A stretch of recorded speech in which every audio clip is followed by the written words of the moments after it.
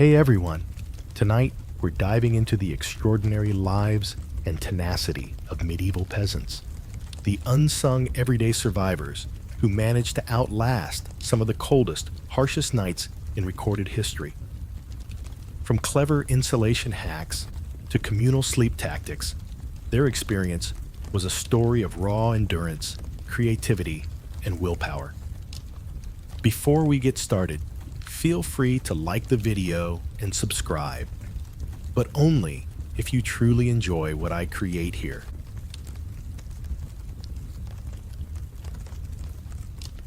Also, drop a comment with where you're watching from and what time it is where you are. I always love seeing this global little community come together. Now, lower the lights. Maybe switch on a fan for that subtle hum in the background, and let's step into this world together. When people imagine the medieval era, they usually think of knights clashing in tournaments, lavish banquets, and bustling festivals. But for the average peasant, especially in winter, life wasn't festive. It was a nightly battle for survival. Winter wasn't just a season. It was a relentless test, coming back every year like a strict teacher who never gave second chances. Imagine this. You're living in a small mud and wood shack, with walls so thin you could probably hear a squirrel sneeze outside. No insulation, no glass windows, maybe just a patch of animal hide over a hole in the wall. And absolutely no thermostat debates with your siblings. Inside the house, the temperature was barely more generous than the outdoors. If it was freezing outside, then inside was slightly less freezing. Congrats, you've upgraded to mild misery. Nights were the worst. The darkness was all-consuming. The wind howled like a banshee, and the fire in the hearth did its best, which often wasn't much, only warming the feet of whoever sat closest. If you were across the room, you might as well have been outside, minus the stars. As for clothing, forget fancy coats or feather-filled blankets. Most peasants had a couple of scratchy wool garments, maybe a cloak that smelled vaguely of goat, and the hopeful belief that layering enough would magically keep them warm. It rarely worked. Soft bedding? Dream on. Most people slept on hay or straw-stuffed sacks, with maybe a few old reeds thrown in. And of course, some fleas to keep you company. True luxury, medieval style. Cold wasn't just unpleasant, it was lethal. Frostbite, hypothermia, or simply freezing to death were ever-present dangers, especially for children and the elderly. Waking up alive each morning felt like a small miracle, something worthy of a quiet celebration, perhaps with a slightly less frozen turnip for breakfast. So no, surviving winter in medieval times wasn't about comfort, it was about endurance. Layering every piece of clothing you owned, huddling next to animals, and hoping you wouldn't wake up with icicles on your face. And that was just the beginning. Think your apartment is drafty because the window won't seal properly? Medieval peasants would have loved that kind of problem. Their homes weren't just drafty, they were essentially wind tunnels with a roof. Most peasant houses were built using what historians politely call wattle and daub, a framework of woven wooden sticks covered in a mix of mud, straw, and yes, animal dung. Not to be gross, dung actually helped with insulation and was always in supply. Even with care, these walls weren't much help in a real storm. The wind found every hole and crack, swirling into the home with wild enthusiasm, making sure nobody ever got too warm. Privacy? None. Warmth? Rarely. Character building? Absolutely. And let's not forget the roofs. Thatch roofs might look charming in old illustrations, but after months of rain and snow, they sagged, leaked, and occasionally let the local wildlife pop in for a visit. Nothing says pleasant evening like a squirrel dropping onto your dinner. Windows, if they existed at all, were laughably tiny and usually covered with thin animal hides or wooden shutters. Glass was so expensive that even the lord of the manor probably couldn't afford more than a single tiny pane. And peasants, they were just happy if the wind didn't rip the cowhide right off the wall mid-blizzard. To make matters worse, floors were often just compacted dirt. When it rained or snowed heavily, mud seeped up through the ground. So technically you could say they had indoor water features. Not that they appreciated it. In winter, every step inside your own home could feel like trudging across a frozen marsh. Cold from below, cold from above, cold from inside. It was a three-dimensional assault on your body heat. But medieval peasants weren't the type to whine. They packed gaps with moss, jammed old rags into the worst drafts, and huddled close to each other. Human insulation at its finest. Creativity, stubbornness, and a bit of sheep grease rubbed into the walls were often the only things standing between them and becoming medieval popsicles. Because if your house was falling apart and your best protection against the elements involved, mud and goat hair, well, at least you could laugh about it. Sort of if your teeth weren't chattering too hard. As if the freezing air wasn't enough, medieval peasants also had to battle a silent enemy rising from below, the frozen ground itself. Floors weren't really floors back then. They were just slightly flatter patches of earth inside your home. Maybe if you were lucky, someone had thrown down some straw or old rushes to give you the illusion of comfort, but make no mistake, you were sleeping one. Insulted, back away from the cold, hard dirt. And oh, that cold was relentless. It seeped up from the earth like an evil little ghost worming its way through the straw, into your bones, and straight into your very soul. If you dropped anything onto the floor during a winter night, congratulations. It was now part of the permafrost. Medieval peasants tried to fight this grim battle in a few ways. One method was layering thick mats of straw across the floor if you could afford it. Or more realistically, if you could steal enough of it from your neighbor's field without getting caught, you might have a decent insulating barrier. But straw, flattened fast, got moldy even faster, and added an extra crunchy soundtrack to your already miserable nights. Some homes layered dried rushes onto the dirt instead. Every so often, they would throw fresh rushes on top without cleaning out the old ones. Over time, this created a fascinating ecosystem of decomposing plants, fleas, and whatever mystery creatures decided to move in. It was basically medieval carpet padding. If your carpet was alive, slightly damp, and smelled like a wet dog, beds, for those who had them, didn't solve much. They were usually little more than wooden frames packed with, you guessed it, more straw or hay.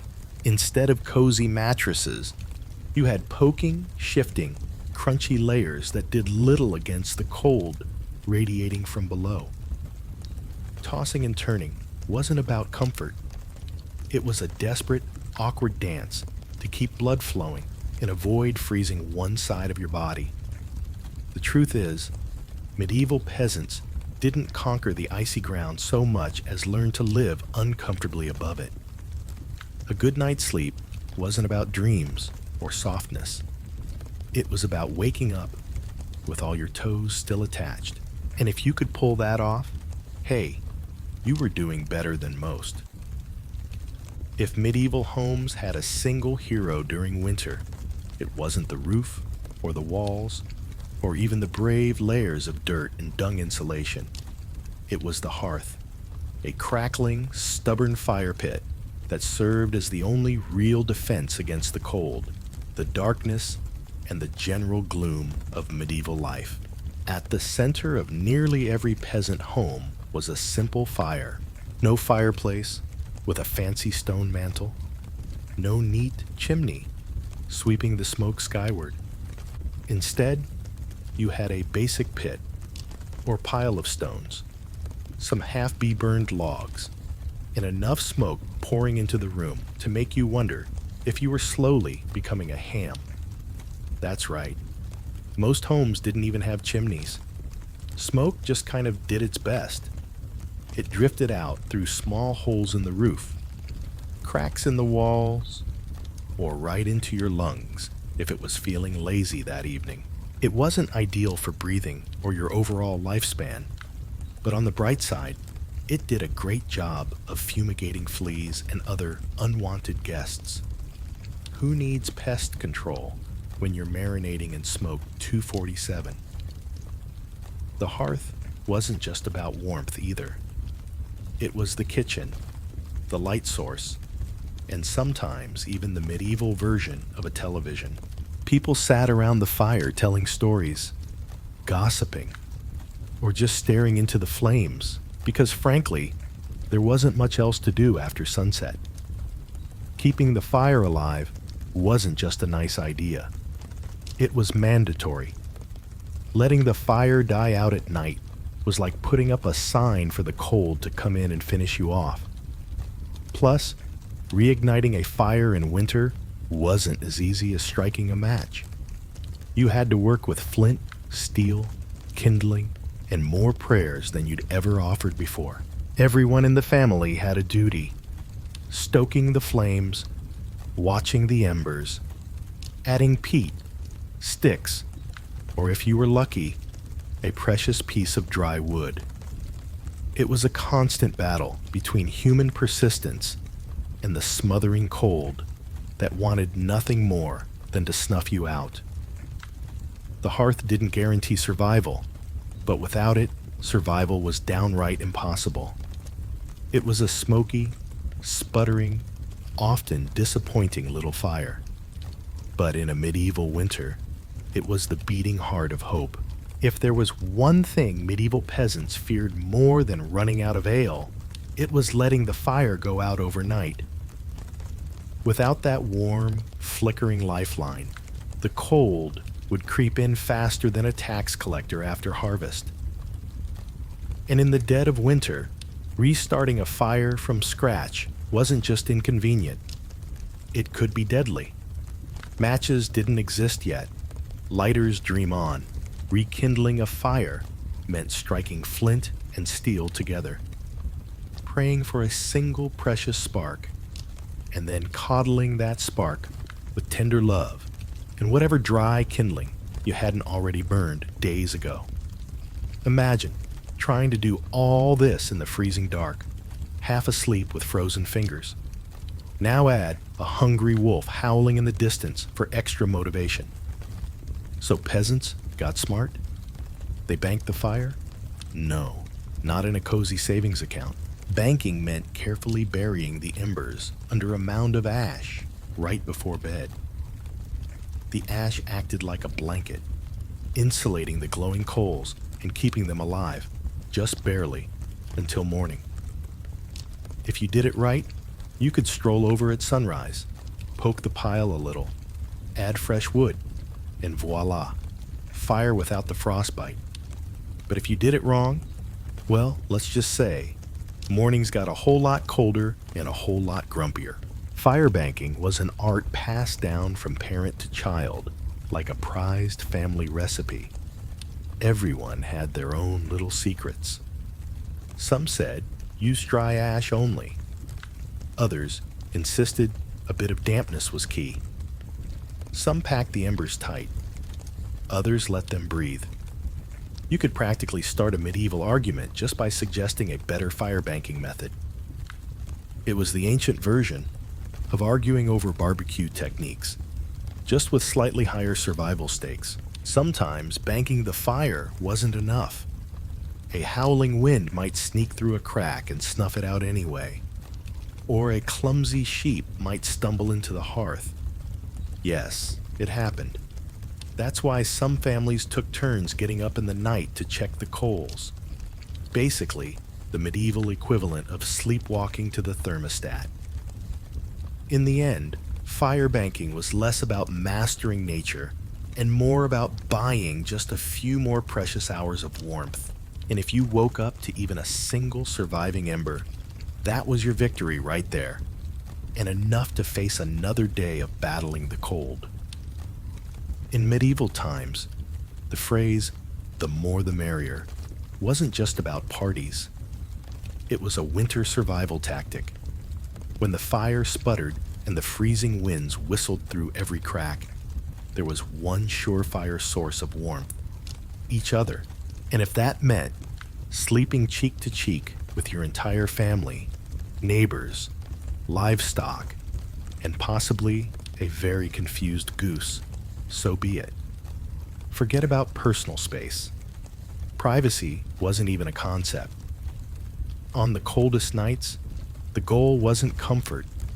It was don't wake up frozen to the floor. Entire households piled into the warmest corner of the house, wrapped in whatever scraps of cloth they could find, and formed what could best be described as a desperate, snoring human lasagna.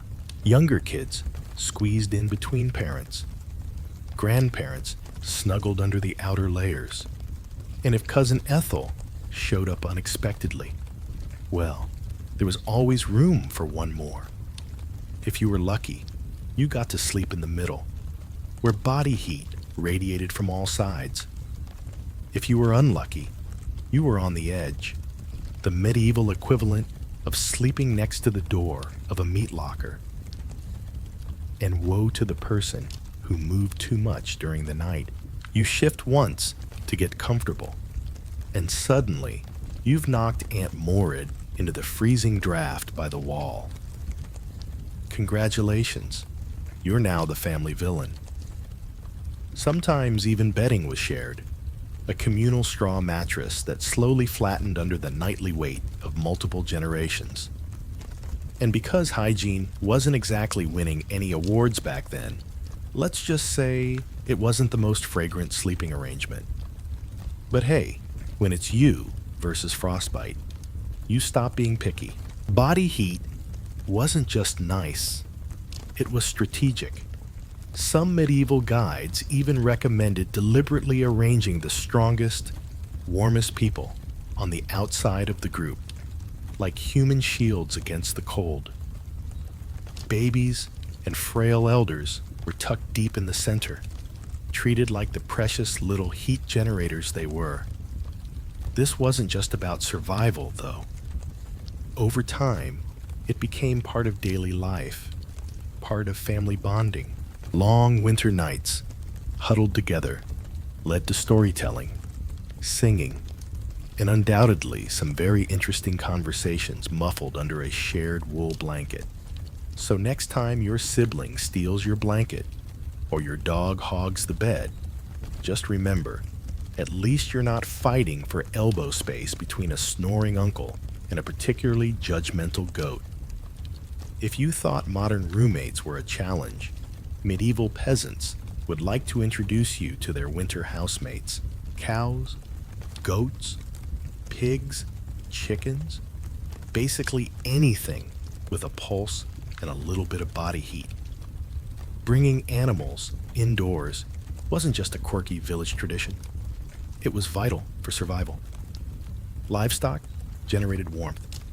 In any poorly insulated HVU, where the wind howled louder than your stomach, every little degree mattered. Plus, if your goat shared a wall with you, it was slightly less likely to get stolen by a neighbor in the dead of night. Two birds, one stinky stone. At night, the house became a chaotic living furnace. Chickens nested in corners, pigs snorted near the hearth, and cows lounged luxuriously against the walls. chewing cud like they paid rent. It wasn't glamorous, far from it. If you've ever been stuck in a car on a summer road trip with someone who forgot to shower, imagine that. But it's a cow. It's winter, and there's literally nowhere else to go. The smell's legendary.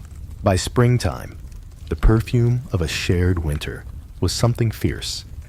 You didn't need to light a candle. Your nostrils were already on a wild ride. But medieval peasants developed a selective nose. They didn't complain much because they knew one uncomfortable truth. The more animals inside, the fewer frozen toes in the morning. Certain animals even had prime spots. Cows, being the biggest and warmest, usually took center stage near the family. Goats were allowed closer in for their warmth. And because goats, being goats, would find a way inside anyway, chickens roosted in rafters or old baskets, and pigs, well, pigs didn't care. They plopped down wherever they pleased, probably right in the middle of the floor.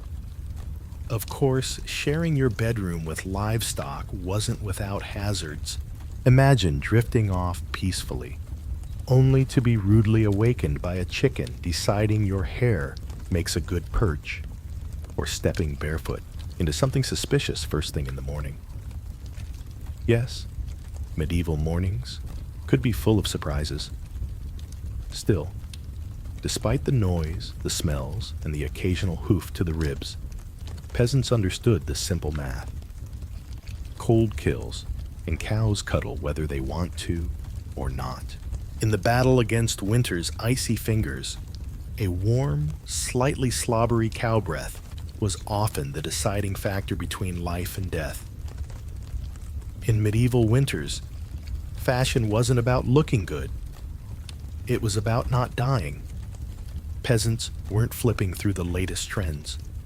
They were layering up like they were preparing for battle against the Grim Reaper himself. The rule was simple. If you owned it, you wore it, sometimes all at once. First, the basic undertunic, a scratchy, probably not too clean linen shirt. Over that, a thicker woolen tunic. Then another, if you had it. Add some leggings that sagged at the knees, a rough cloak draped over your shoulders, and if you were really lucky, a patched up sheepskin thrown on top like a prize trophy. Congratulations, you are now approximately 10% warmer and 90% itchier. Boots were a luxury.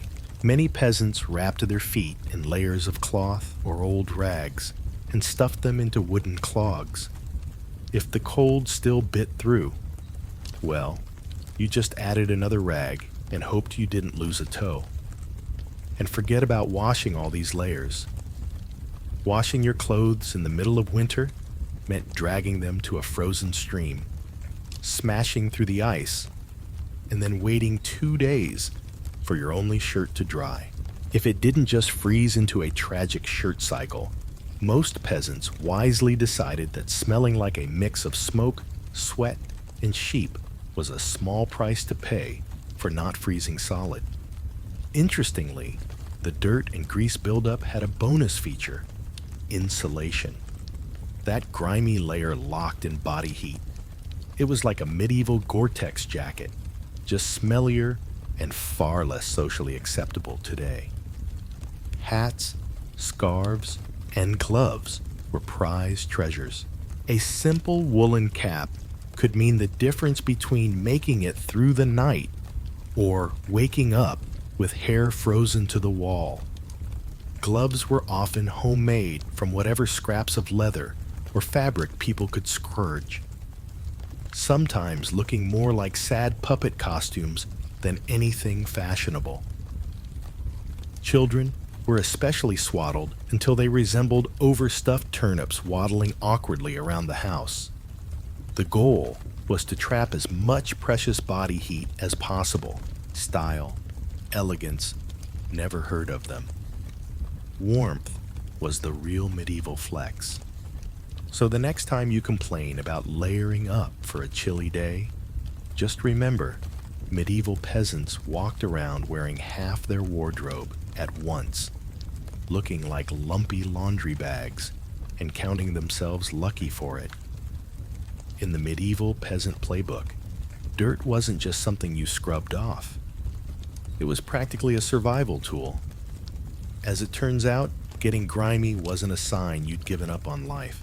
It was tactical, strategic, dare we say genius. See, winter posed a very specific problem: heat loss. Clean clothes, especially freshly laundered linen, were surprisingly terrible at keeping you warm. They were breathable, sure, but when the air temperature hovered somewhere between hypothermia and instant regret, breathable wasn't exactly a selling point. That's where dirt came in. As peasants trudged through day after day without washing their clothing, layers of grime, natural body oils, and good old-fashioned mud began to build up on their tunics, cloaks, and leggings. Over time, this natural armor clogged the tiny gaps in the fabric, making clothes more wind-resistant. It was like medieval weatherproofing, just smellier. Sure, you smelled like a goat who lost a bet, but guess what? You were warm. In fact, some medieval folks believed that washing yourself too often in winter could actually make you sick. Better to keep that protective holy filth barrier intact. Bathing was rare, laundry even rarer, and soap, when it existed, was reserved for serious occasions like when the bishop showed up, or maybe right before you died. Adding to the strategy, peasants layered their clothes without changing the ones underneath. You just threw your new layer on top of last month's. Eventually, you became a walking museum of the past 6 weeks. Every stain telling the heroic story of that one time I slipped in the mud but didn't die. To outside observers, medieval peasants might have looked and smelled like they had completely given up on hygiene, but the peasants knew better. That grimy, crusty tunic was a thermal shield against death by frostbite. It wasn't glamorous, but neither was freezing to death, because you wanted to smell like flowers. Besides, in a world where literally everyone stank to high heaven, you weren't offending anyone. Nose blindness was practically a way of life. So yes, in medieval winters, filth wasn't failure. It was fashion. It was function. And if you had a thick, greasy outer layer by February, you, my friend, were winning at life. If you thought medieval peasants spent their winters tucked into plush feather beds with embroidered quilts, think again. The reality was a bit more rustic, and by rustic, I mean, let's sleep on a pile of dead plants and hope for the best. Beds in the medieval peasant world were usually a rough wooden frame, if you could afford one, covered with a big sack stuffed full of straw, hay, or old rushes. That's it. No memory foam, no orthopedic support, no 5-star hotel experience. Just a crunchy, lumpy, slightly pokey mess that smelled faintly of barnyard and regret. Every toss and turn in the night brought a delightful soundtrack of crinkling straw and the occasional sharp jab from a rogue stalk. Some peasants even skipped the wooden frame altogether and just threw the straw straight onto the dirt floor, creating a luxurious groundal sleeping experience that modern influencers would probably rebrand as earth-connected slumber. The straw mattresses weren't just uncomfortable. They were temporary. Over time, the straw flattened, grew moldy, attracted bugs, and generally turned into a biological hazard zone. Changing the straw was a big event, usually done a few times a year if you were diligent, or whenever your bed started actively moving without your permission. Rushes were a popular alternative. These long grasses were spread thick on the floor, sometimes mixed with herbs like lavender or rosemary, to mask the overwhelming odor, livestock aroma of daily life. Fresh rushes smelled lovely for about a day. After that, they became part of the muddy, trampled landscape inside the house, blending seamlessly with dirt, food scraps, and whatever else wandered in. And let's not forget the bedfellows. Fleas, lice, and other charming critters loved straw bedding almost as much as the peasants did. If you woke up scratching more than you slept, congratulations.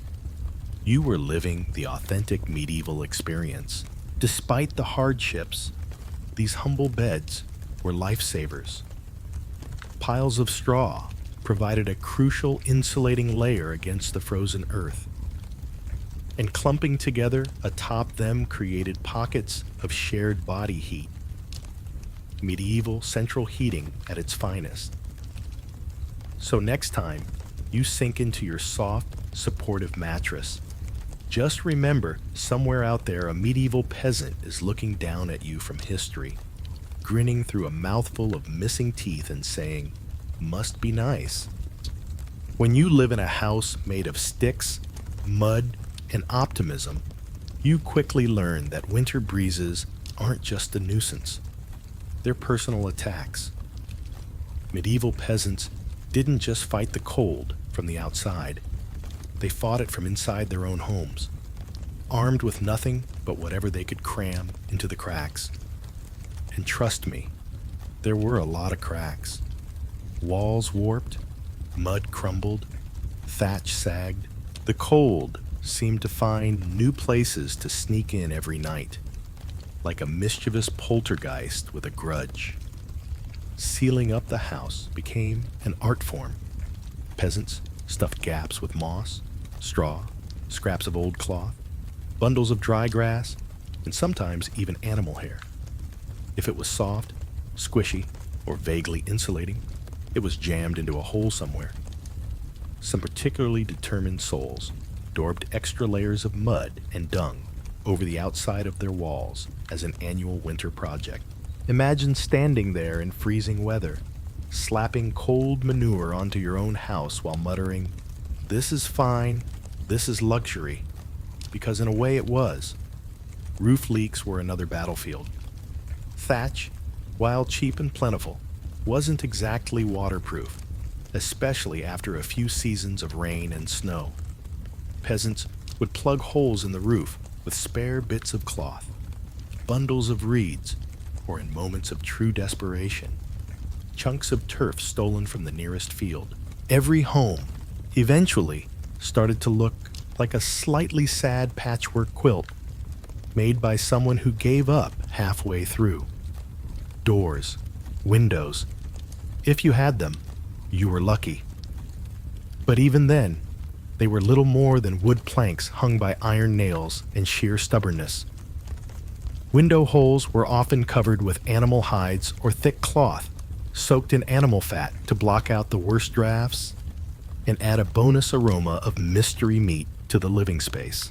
Every night was a battle between human ingenuity and the relentless, sneaky cold. One minute you were warm, the next minute a sudden gust would find the one spot you missed, slapping you awake like a frosty hand of doom. Yet somehow, through cleverness, stubbornness, and a refusal to accept slightly frozen as a permanent state of being, medieval peasants patched, stuffed, and muddled their way through the worst winters nature could throw at them, one muddy handful at a time. When the cold bites hard enough to keep you awake at night, medieval peasants had a solution. Don't even try to pretend everyone's sleeping at once. Instead, they developed a survival strategy that today would make any military commander proud, sleeping in shifts. It wasn't some grand organized system with whistles and roll calls. It was far simpler and much more desperate.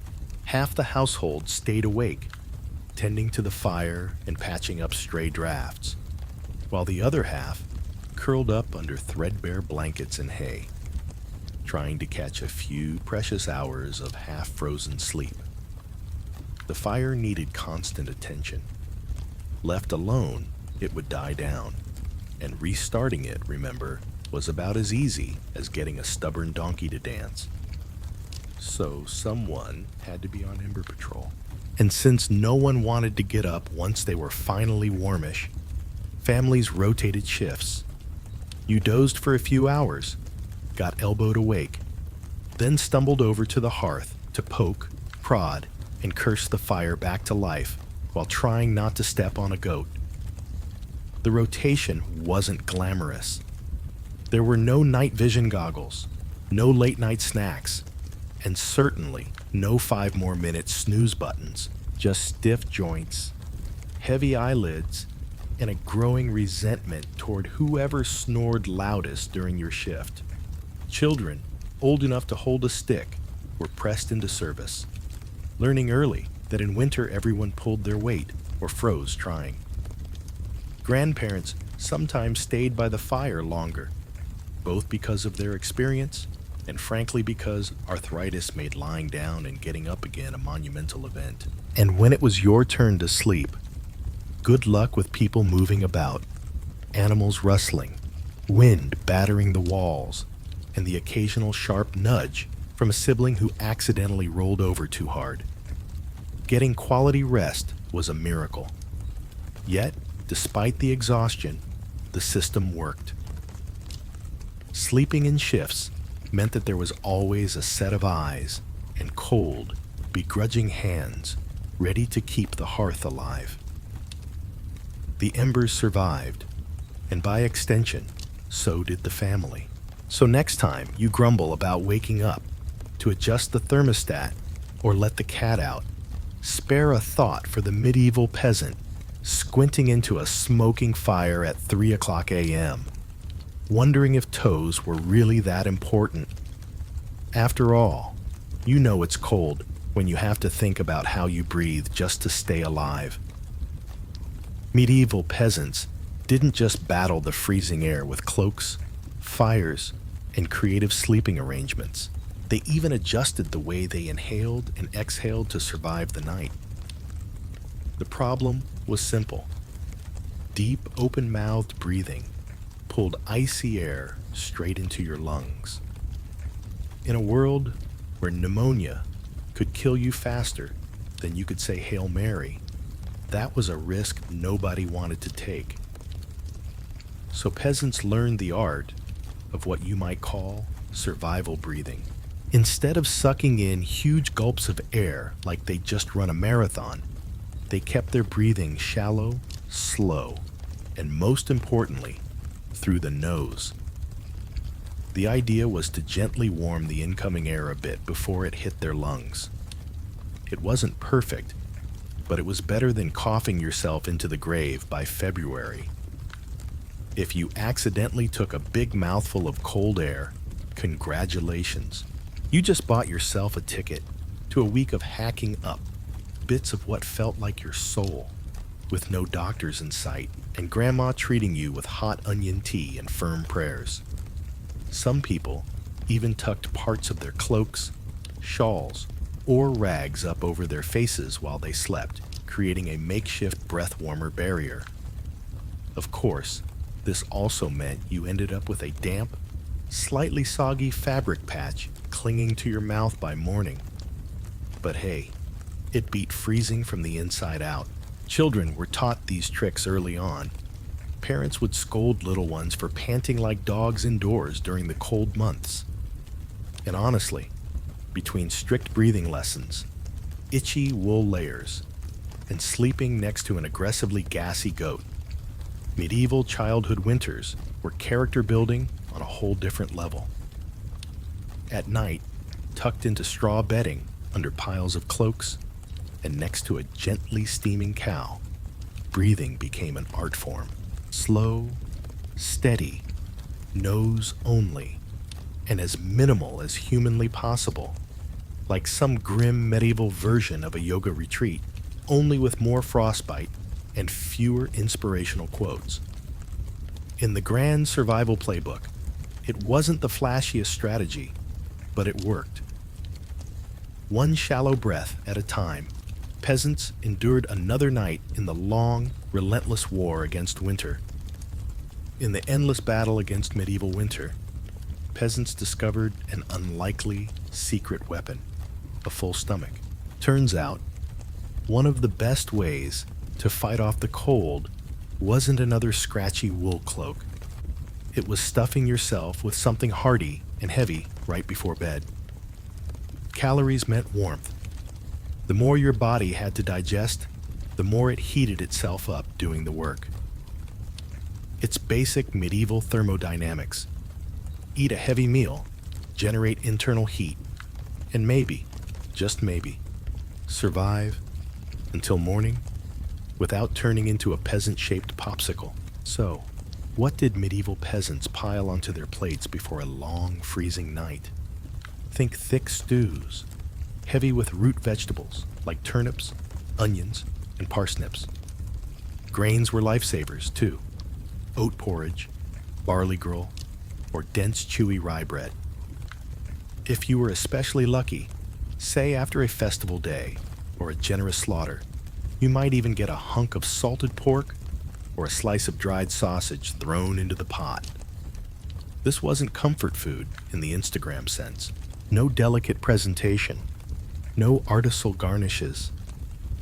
It was one enormous, vaguely brown meal, designed to sit in your gut like a friendly brick, slowly burning through the night and keeping you just a little bit warmer. It wasn't just about eating a lot. It was about eating smart. Foods that took longer to digest provided a slow, steady trickle of warmth. Fatty foods were particularly praised, not just for the energy they provided, but because fat burns slower than lean meat. A belly full of stew, bread, and a questionable amount of lard. Peak medieval winter luxury. Parents made sure even the pickiest children ate heartily. Nobody cared if little Thomas didn't like turnips. You ate the turnips, or you shivered through the night thinking about how much you missed the turnips. Harsh but effective parenting, medieval style.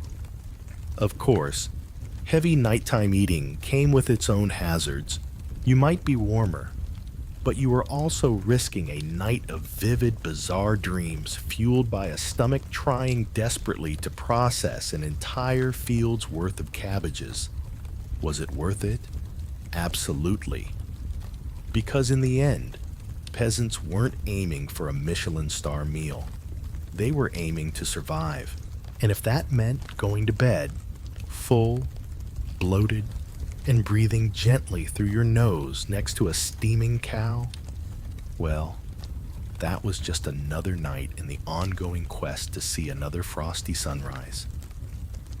Long before electric blankets and fancy heated mattress pads, medieval peasants had to get creative if they wanted a little extra warmth at bedtime. And that's how the humble haybox and the ever-glamorous heated stone became winter's unsung heroes. Let's start with the haybox. It sounds rustic, and it absolutely was, but the idea was pure genius. Peasants would take a sturdy wooden box, line it thickly with hay, and use it to store food that had been cooked earlier, keeping it warm for hours. Leftover stew, hot porridge, toss it into the haybox, cover it up, and it stayed hot enough for a late-night snack without needing to risk reigniting the fire. Medieval slow cookers, basically. But peasants didn't just stop at food. They realized if hay could trap the heat from a stew pot, it could also trap the heat from something even better. Rocks. Enter the era of the heated stone. Before heading to bed, someone, probably whichever unlucky child lost the family argument, would grab a flat stone and chuck it into the heart of the hearth fire.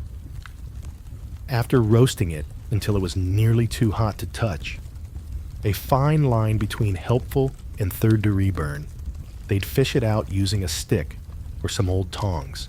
The stone, still radiating blissful warmth, would be carefully wrapped in rags, tucked into an old piece of cloth, or jammed into a clay pot, then slipped under the hay in the mattress, or down at the foot of the bed, a medieval heating pad ready to do battle against the frozen earth. Of course, there were risks. If you didn't wrap the stone properly, congratulations. You now had a small, localized house fire. And if you dropped it on your foot, well, let's just say winter injuries weren't always caused by slipping on ice. But when everything went right, that stone provided precious, comforting warmth that could last for hours. It wasn't luxurious, but when you lived in a half-frozen hut, luxury was defined as not waking up with icicles dangling from your nose.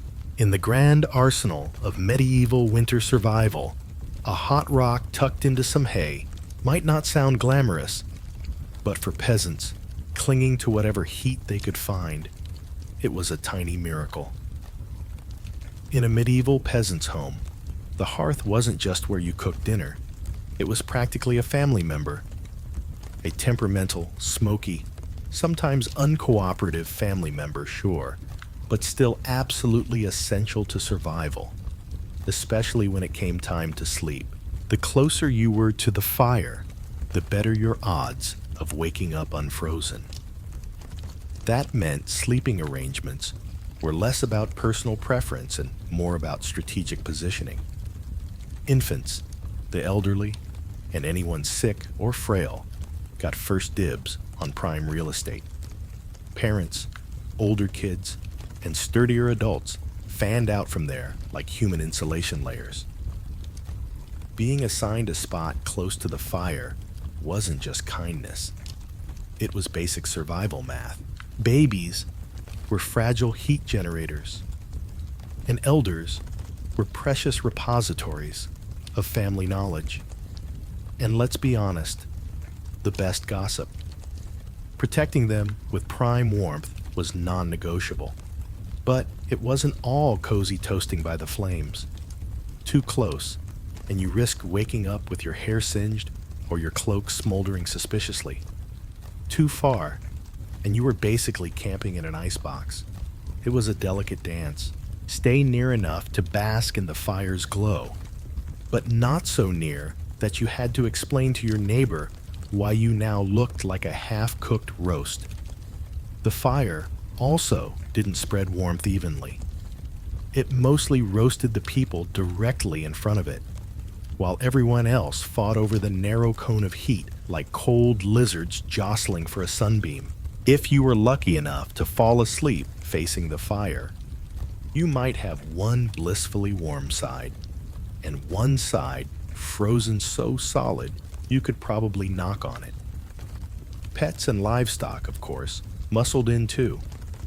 A dog might wedge itself between you and the fire, tail wagging dangerously close to open flame.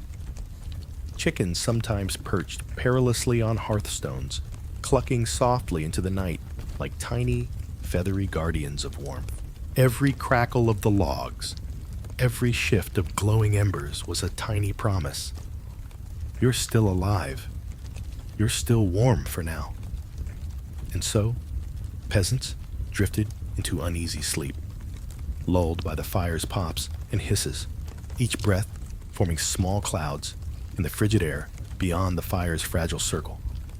It wasn't perfect, it wasn't comfortable, but it was life, clinging to warmth by a thread of glowing coals.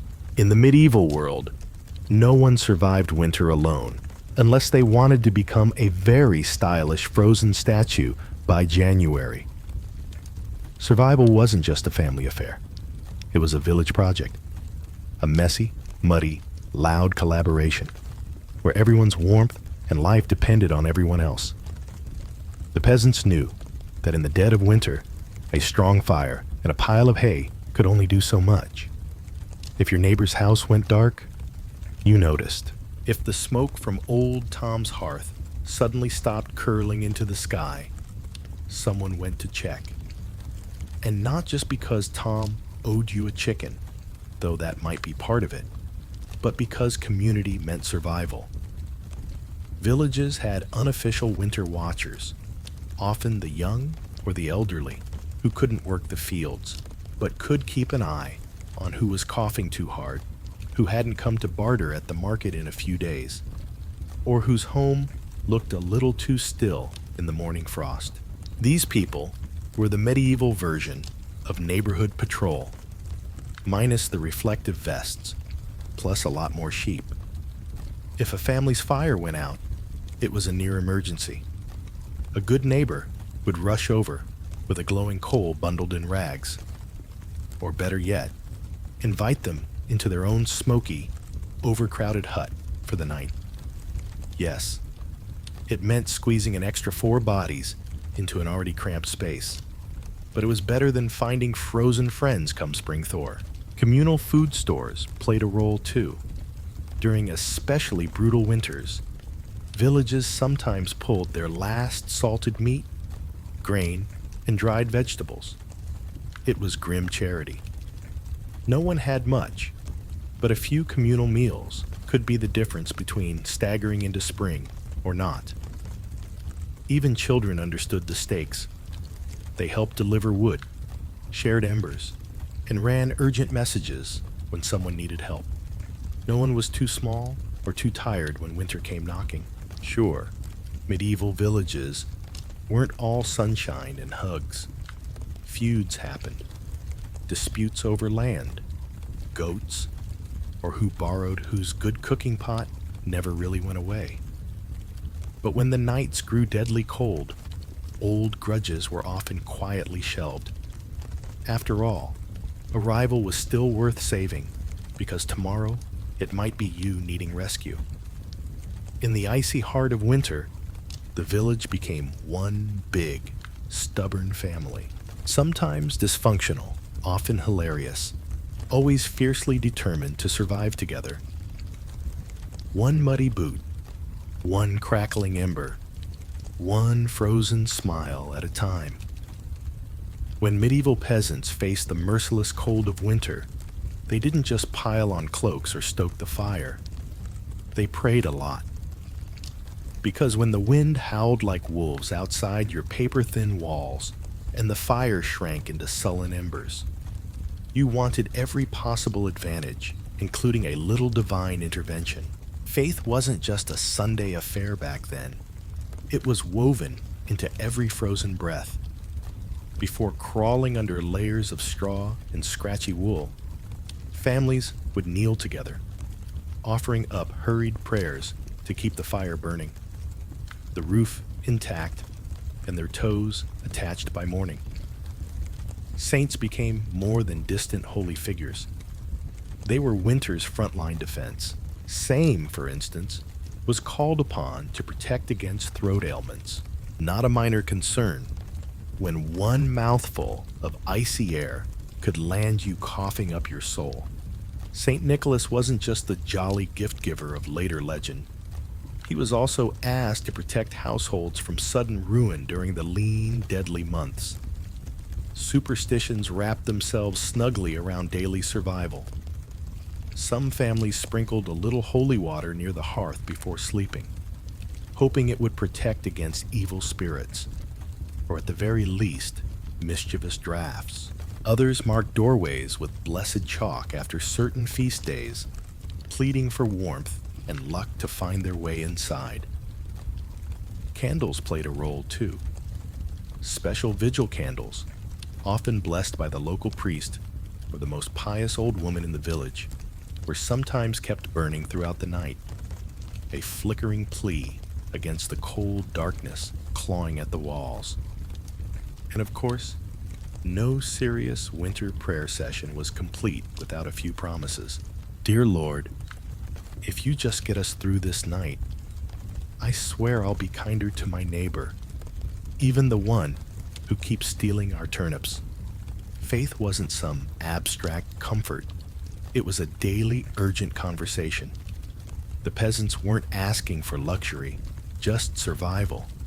A little heat, a little food, and one more day to muddle through until spring broke the frozen grip on their tiny villages.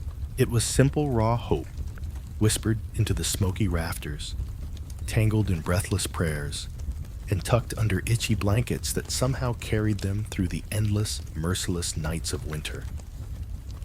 For all the ingenuity, prayers, and stubbornness medieval peasants threw at winter, the truth was chilling. Sometimes it wasn't enough. And when winter won, it didn't just take a few unlucky souls. It took entire families, whole villages, vanishing them into silence beneath a heavy shroud of snow and ice. Some winters were particularly cruel, like the infamous Great Famine Winter of 1315, when rains destroyed crops, livestock starved, and freezing temperatures turned an already brutal existence into a slow, grinding disaster. People were so desperate that stories whispered of eating shoe leather, bark, and in the most horrifying cases, each other. Failure to keep the fire alive wasn't just an inconvenience. It was often a death sentence. Without the hearth's meager warmth, families huddled together for the final time. Neighbors would sometimes stumble across whole households in spring, bodies still locked in one another's frozen embrace, as if trying to share just a little more heat until the very end. Houses themselves could collapse under the weight of heavy snow or battering ice storms. A roof giving way in the middle of a frozen night wasn't just catastrophic, it was often fatal. Dragging yourself through thigh-deep snow to beg shelter from neighbors wasn't a guarantee either, especially if those neighbors were already stretched to the breaking point. Disease loved the cold too. Starvation weakened the body, and cramped, smoky homes turned into breeding grounds for pneumonia, bronchitis, and other deadly infections. A simple cough in December could easily be a funeral by January. And then there was the quiet horror. Frostbite. Fingers, toes, even ears, blackened and died while still attached to their owners. Some villagers survived winters at the cost of their limbs, a grim badge of honor that said, "I made it through, but winter took a piece of me." Yet, what's most haunting isn't just the death. It's the eerie normalcy of it. People accepted that each winter, some among them wouldn't see the Thor. Death wasn't unexpected. It was just another neighbor at the door, wrapped in frost, waiting its turn. Even amid the bitter cold and constant threat, medieval peasants pressed on, stubborn, grieving, clinging to life. Because as long as there was one ember left in the hearth, one breath hanging in the frozen air, there was still a fight worth fighting. When we look back at medieval peasants, those muddy, frost-bitten survivors of endless winters, it's tempting to see only their hardships, the cracked hands, the frozen toes, the smoke-choked huts. But buried beneath all that struggle is something far more powerful, a legacy of raw, stubborn ingenuity and unbreakable endurance. They didn't have central heating, thermal jackets, or cozy memory foam mattresses. They didn't even have the luxury of assuming they'd survive until spring. But what they did have, and what they left behind, was the blueprint for resilience. Every hasted mattress, every hand-banked fire, every moss-crammed wall gap was a testament to human creativity under pressure. Faced with impossible odds, they didn't collapse in despair. They adapted. They learned from the land, from each other, and from the bitter lessons carved by each brutal winter. Their communities were built on more than shared land. They were built on shared survival. They taught each other to watch over the sick, to pull resources when food ran low, to trust that helping a freezing neighbor today meant someone might help you tomorrow. They lived by the understanding that no one beats winter alone. Their faith, too, was a kind of endurance. They wove prayers into their daily lives, not just out of fear, but out of hope. Fragile, stubborn hope that tomorrow might be a little warmer, a little brighter. Hope that after 100 dark nights, spring would come again, and life would find a way to push through the frozen ground. And somehow it did. Because of their sacrifices, because of their unglamorous victories, surviving one more night, one more storm, future generations thrived. Bit by frozen bit, they pushed humanity forward, enduring winters their ancestors could barely survive, until warmth and comfort became common expectations instead of distant dreams. Their blood, sweat, and ingenuity are stitched invisibly into the lives we live now. Every cozy blanket, every warm house, every lazy winter evening spent sipping tea under soft lights. All of it is the end result of countless medieval peasants refusing to give in to the cold. So the next time the wind howls outside your double-paned window, maybe spare a thought for them. The nameless, fearless ones who turn shivering survival into a living legacy. One ember, one breath, one stubborn heartbeat at a time. Anne Boleyn didn't come into the world with a crown on her head or armies at her feet. Born around 1501, likely at Blickling Hall or Hea Castle, she was the daughter of Thomas Boleyn, an ambitious diplomat, and Elizabeth Howard, a noble woman with powerful family ties. In the grand scheme of Tudor society, Anne's birth barely stirred a ripple. Yet from these modest beginnings, something extraordinary was taking root, a life that would one day tilt the course of English history. From an early age, Anne was set apart not by her wealth, but by her mind. She was clever, spirited, and by all accounts, magnetic. Recognizing her potential, her family sent her abroad to the continent, where her education truly began. First, she served Margaret of Austria in the glittering court of the Netherlands, an experience few English girls could dream of. There, Anne absorbed the art of diplomacy, refined manners, and the subtle dance of European politics. But it was in France that Anne's brilliance was truly polished. She spent years in the sophisticated courts of Queen Claude and Queen Marguerite of Navarre, learning the language of influence, elegance, flirtation, wit. While other young women perfected their embroidery, Anne mastered conversation, intrigue, and the art of commanding attention without ever seeming to seek it. By the time she returned to England in the early 1520s, Anne was something rare, a woman who could rival the sophistication of continental courtiers while carrying the ambition of a rising English house. She wasn't a classic beauty. Even her admirers admitted as much, but she was arresting.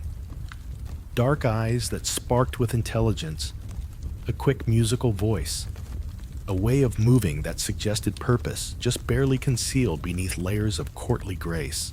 Anne didn't just enter rooms, she changed their gravity. At a time when a woman's fate was often sealed by birth and marriage, Anne refused to drift quietly into obscurity. She had seen the power that charm and intellect could wield in foreign courts, and she intended to use that knowledge at home. Anne Boleyn was still a young woman then, clever, ambitious, untested, but history was already beginning to stir around her. The girl who returned to England was no longer just Thomas Boleyn's daughter.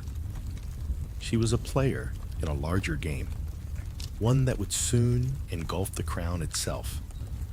When Anne Boleyn returned to the English court, She was unlike anyone the nobility had ever seen. In a world full of pale-faced, modest English roses, Anne was a thunderstorm, electric, unpredictable, impossible to ignore. Her dark hair, bold eyes, and quick, sharp wit set her apart from the gentle, obedient ladies who filled the court of King Henry VIII. At first, she played the role expected of her, a maid of honor to Queen Catherine of Aragon. But even in the Queen's shadow, Anne's presence flickered like a candle too bright to snuff out. She danced gracefully, spoke French with the ease of a native, and laughed with a confidence few women dared display. Men noticed. Women gossiped. The court buzzed quietly about the striking Berlin girl. It wasn't long before she caught the most dangerous attention of all, the king himself. Henry VIII was no stranger to flirtation. His court was a playground of whispered promises and secret liaison. But Anne was different. She didn't swoon at his compliments or fall eagerly into his arms like so many others had. She teased. She challenged. She refused. Henry, a man used to instant adoration, was captivated. The more Anne held him at arm's length, the deeper he fell. Letters passed between them, filled with declarations of love, frustration, longing. Henry offered her the role of royal mistress, the most powerful unofficial position at court. Anne astonishingly said no. She would not be just another conquest, a forgotten mistress lost to time. If Henry wanted her, he would have to make her his wife. It was a gamble so audacious that it stunned the court. After all, the king was already married. His queen, Catherine, was beloved by the people and fiercely protected by her nephew, the Holy Roman Emperor. The church itself would have to be defied for Henry to claim Anne. But Anne didn't flinch. She had lived in the courts of Europe, where queens wielded soft power from behind lace fans and painted smiles. She knew ambition was a dangerous game, but it was a game she intended to win. Standing in the candlelit halls of the English court, Anne Boleyn made her choice, not to be merely admired, but to change her destiny and England's forever. What began as an intense flirtation between King Henry VIII and Anne Boleyn soon spiraled into a national crisis. Henry wasn't merely besotted, he was obsessed. And in his obsession, he was willing to tear apart everything England had known for centuries. The king's desire to marry Anne hit a small snag. Namely, he was already married to Queen Catherine of Aragon. Catherine, dignified and resilient, refused to quietly step aside. She had been Henry's faithful wife for 2 decades, and in the eyes of God and the English people, she was the rightful queen. Divorce wasn't just scandalous, it was almost unthinkable. But Henry was determined. He convinced himself, and tried to convince everyone else, that his marriage to Catherine was cursed because she had once been married to his brother Arthur. Never mind that the Pope had granted special permission for their union years ago. Henry now insisted that his soul was damned unless he annulled the marriage. Anne, for her part, knew better than to appear too eager.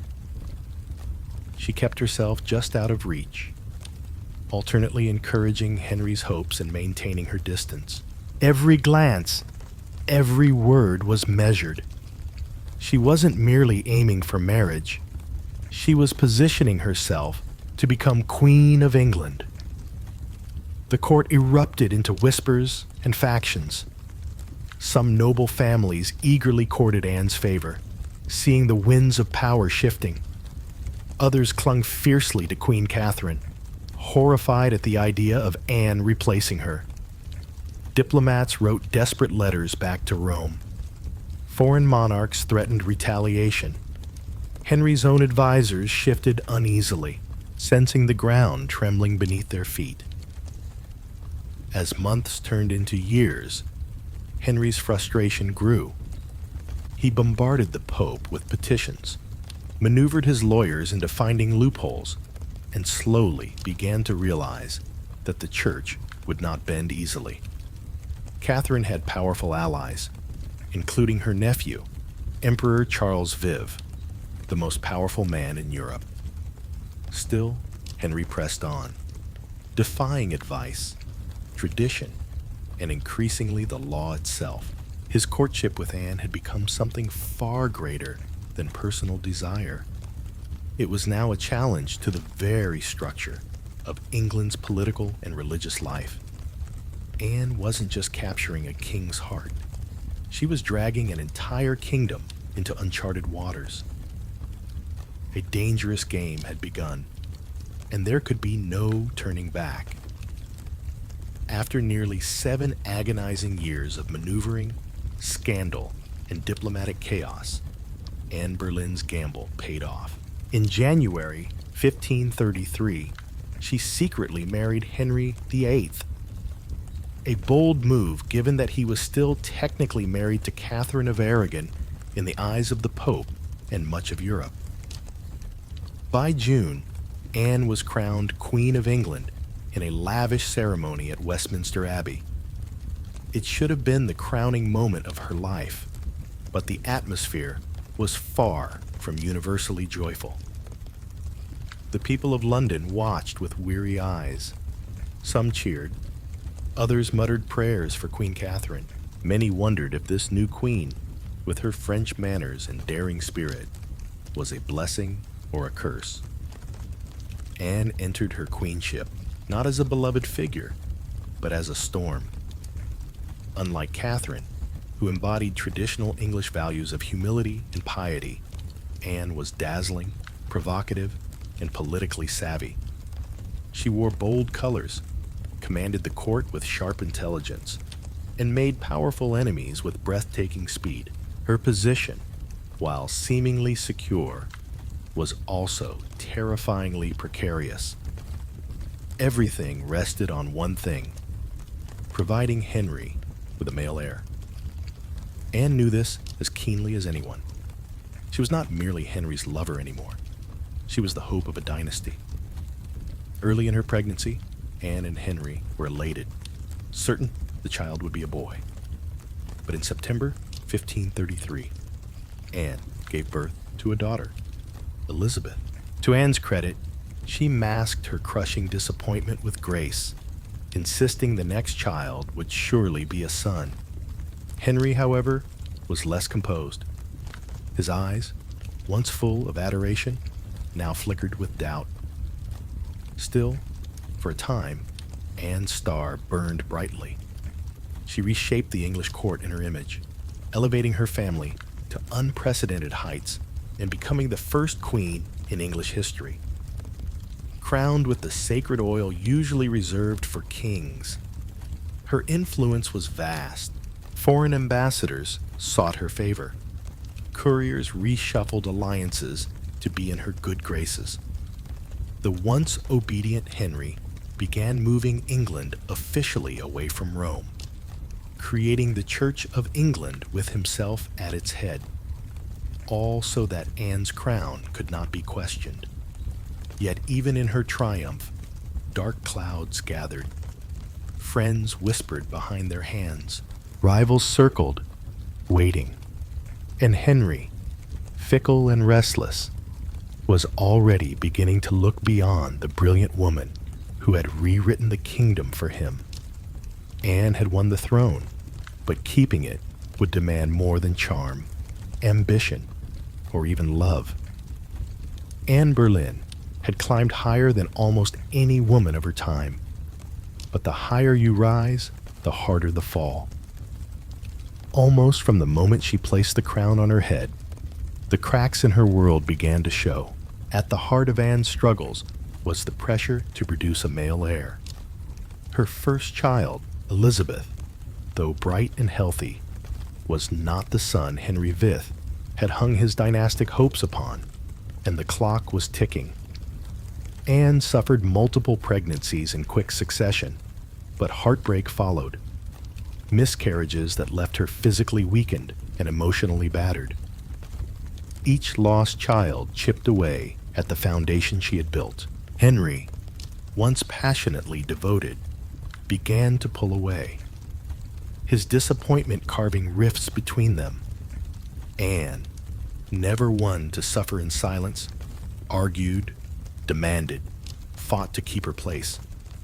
But Henry, a man who prized obedience as much as beauty, grew tired of her sharpness, her defiance, the very fire that had once drawn him in.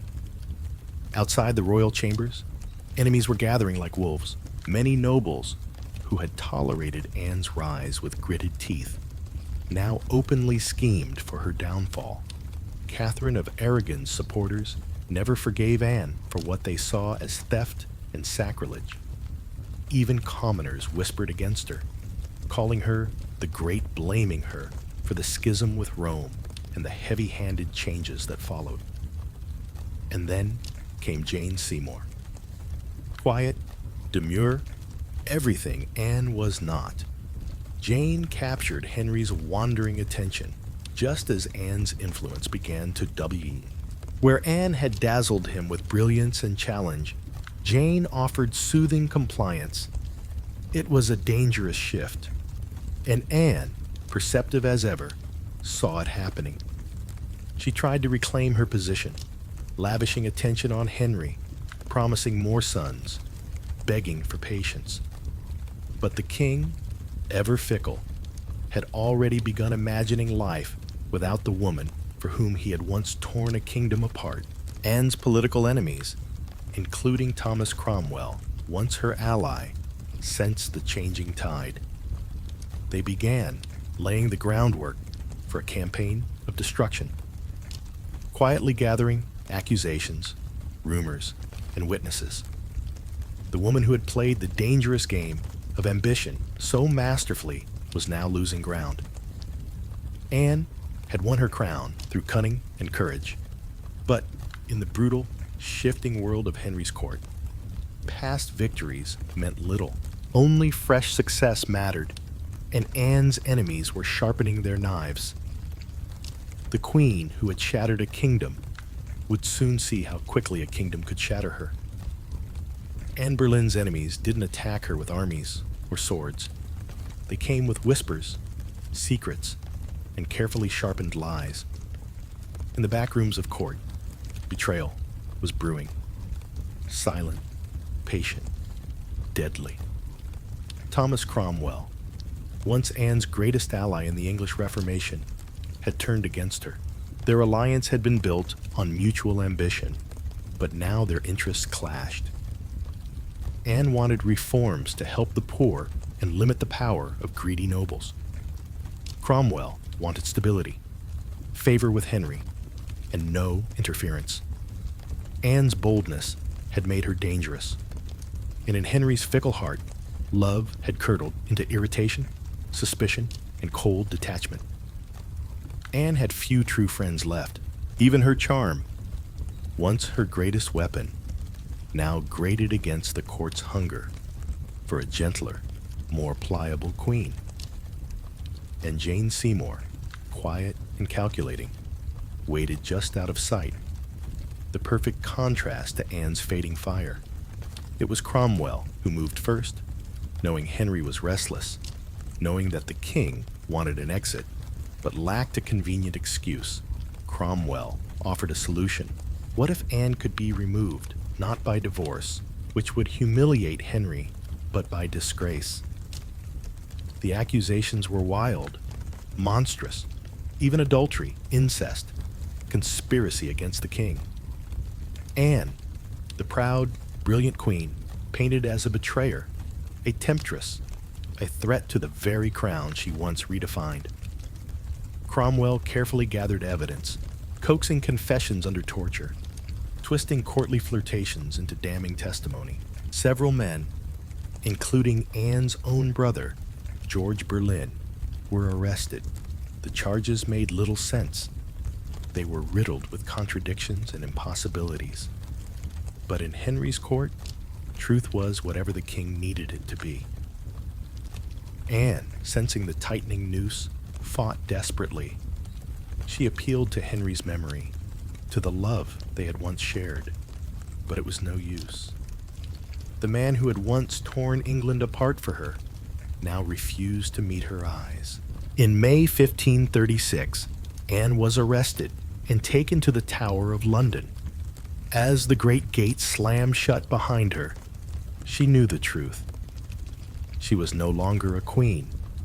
She was a prisoner, a pawn trapped in the brutal game she had once played so masterfully. Betrayal had sealed her fate.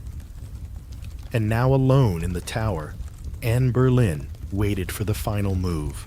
Anne Boleyn stood in the great hall of the Tower of London, facing a tribunal of nobles, many of whom owed their very titles and fortunes to her rise. Now they sat in judgment, cold and watchful, prepared to erase the woman who had once changed the destiny of England.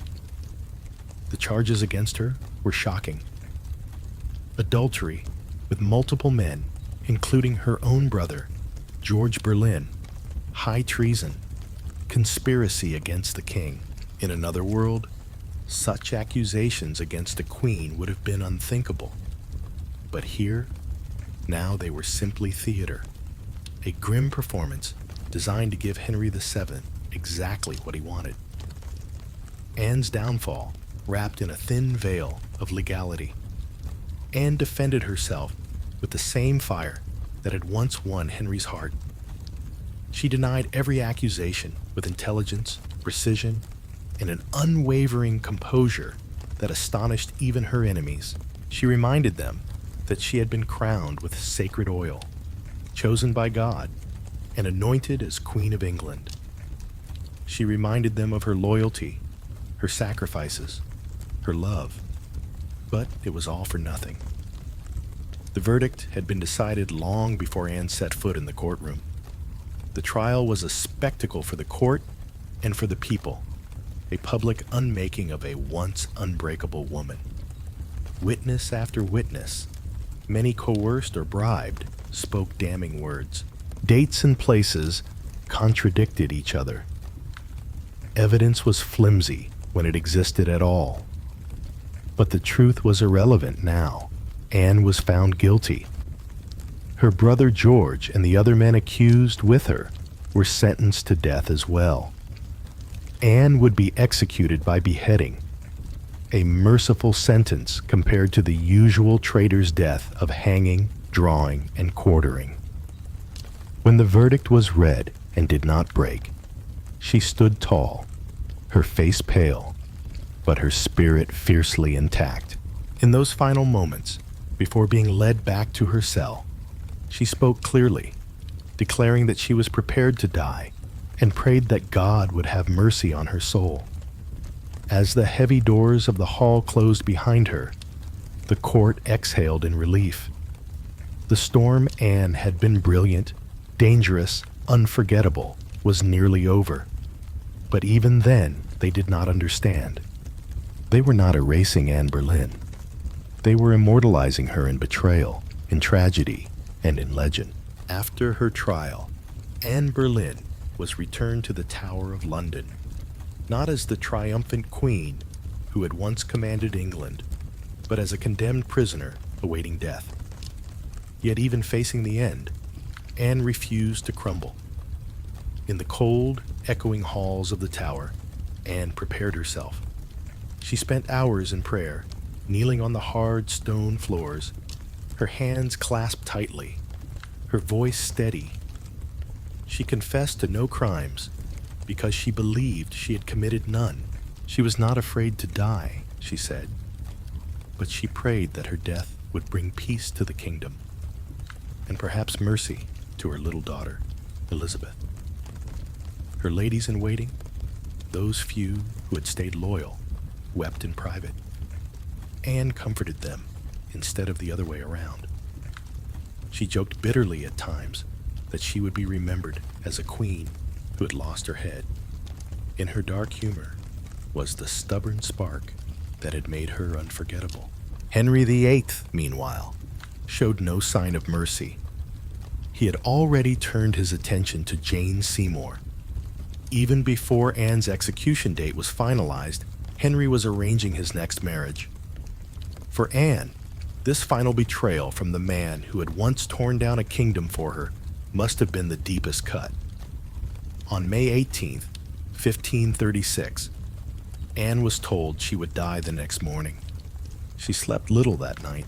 Instead, she spent her final hours in prayer, asking God for forgiveness for all who had wronged her, and perhaps for herself, for the ambition and pride that had led her here. Henry, with a flicker of royal kindness, had arranged for a French swordsman to carry out the execution. Faster, cleaner, less brutal than an axe. It was a small mercy, bought perhaps more for the king's conscience than for Anne's comfort. At dawn, Anne dressed carefully for her final moment. A dark gray gown of damask trimmed with fur, a crimson kirt beneath, colors of dignity, of sacrifice. She pinned up her dark hair and tucked it beneath a simple cap, ready to face the blade with grace. As the tower's cold morning mist curled around the courtyard stones, Anne Boleyn, queen, mother, survivor, fighter, stepped forward. There would be no tears, no pleas, only a final act of courage in the face of history's judgment. Her end was near, but her story was just beginning. On the morning of May 19th, 1536, Anne Boleyn ascended the scaffold built within the tower of London's walls. A small crowd gathered, courtiers, guards, a few witnesses, all wrapped in silence, as if even the stone walls held their breath. Anne stood tall, her gray gown fluttering slightly in the cold morning breeze. She looked thinner than she had at court, her face pale but calm. There were no hysterics, no broken sobs. If anything, she faced death with the same fierce dignity that had once shaken a kingdom to its knees. She spoke briefly, carefully choosing her final words. She did not accuse. She did not defend herself. She prayed for the king's health and prosperity, the very man who had abandoned her. In those final moments, Anne offered the world not a confession, but forgiveness. Her courage stunned even those who had come to see her fall. The French executioner, brought specially to ensure a swift death, stepped forward. Anne knelt upright, her hands folded in prayer, her eyes lifted toward the heavens. A small white cloth was tied around her eyes. She remained still. The sword flashed once, silent, swift, and Anne Boleyn, queen, mother, history maker, was no more. She was buried quickly in an unmarked grave within the tower grounds, laid to rest in an arrow chest because no proper coffin had been prepared for her. A queen once crowned in gold, now left to vanish without ceremony. Yet Anne's story didn't end in that cold grave. Her daughter Elizabeth, the child whose birth had once disappointed a king, would rise to become one of the greatest monarchs in English history. Elizabeth I, the Virgin Queen whose reign would see the flowering of English art power and global influence. A queen who inherited her mother's fierce spirit, sharp mind, and unyielding resilience. Anne Boleyn changed the course of England forever. Her ambition helped trigger the break with Rome and the birth of the Church of England. Her fall showed the world that even queens could be cast aside. Yet through her blood, through Elizabeth, Anne's legacy blazed brighter than any crown she had worn in life. In the end, Anne Boleyn won a kind of immortality, not through her survival, but through her indelible impact on history. By the early 1770s, The American colonies simmered like a pot left too long over a roaring fire. The relationship with Britain, once seen as the proud mother country, had soured into resentment, suspicion, and growing fury. It hadn't started with tea. Years earlier, the Stamp Act had enraged colonists by placing taxes on everything from newspapers to playing cards. That was followed by the Townshend Acts, taxing essentials like paper, glass, and paint.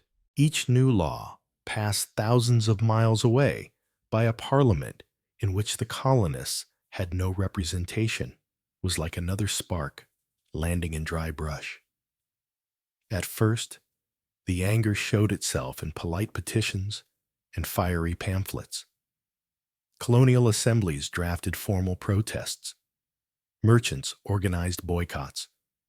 Writers like Samuel Adams and John Dickinson filled newspapers with passionate arguments about liberty and rights.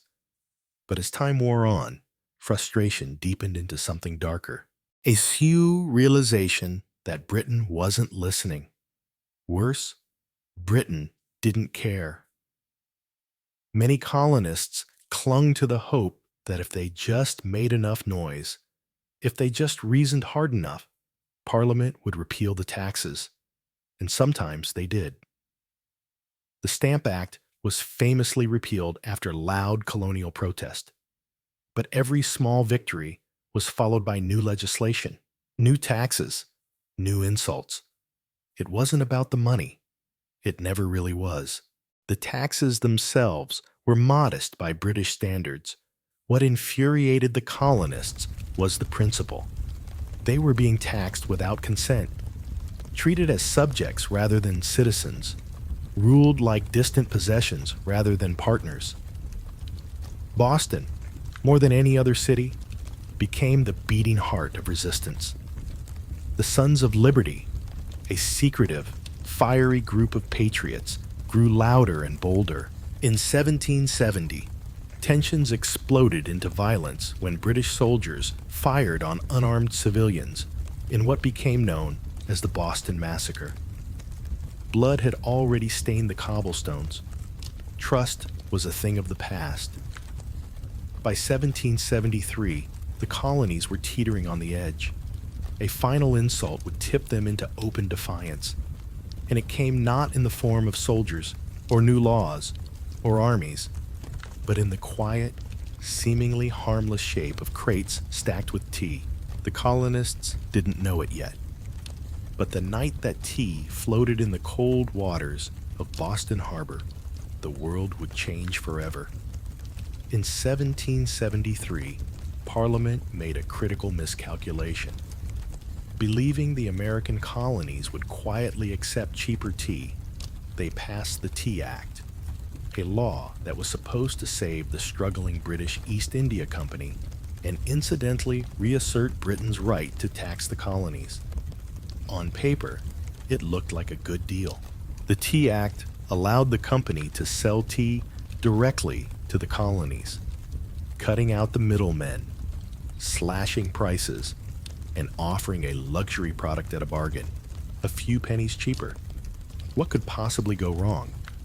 Everything. Because the problem wasn't the price of tea, it was the principle behind it. The Tea Act left the hated tax on tea firmly in place. Accepting the tea, even at a discount, would mean acknowledging Parliament's right to tax the colonies without their consent. To many Americans, that was unthinkable. A surrender of the liberties they had fought to protect for more than a decade. The news of the Tea Act spread like wildfire through the colonies. Merchants fumed. They saw their livelihoods threatened by a monopoly that would crush local trade. Patriots raged at the hidden message. The Crown still believed it could do whatever it pleased. In Boston, the reaction was especially fierce. Already a city scarred by the Boston Massacre and years of economic hardship, Bostonians recognized the Tea Act for what it was, a trap disguised as a bargain. Refusing the tea became a matter of honor. a litmus test for loyalty to the cause of liberty.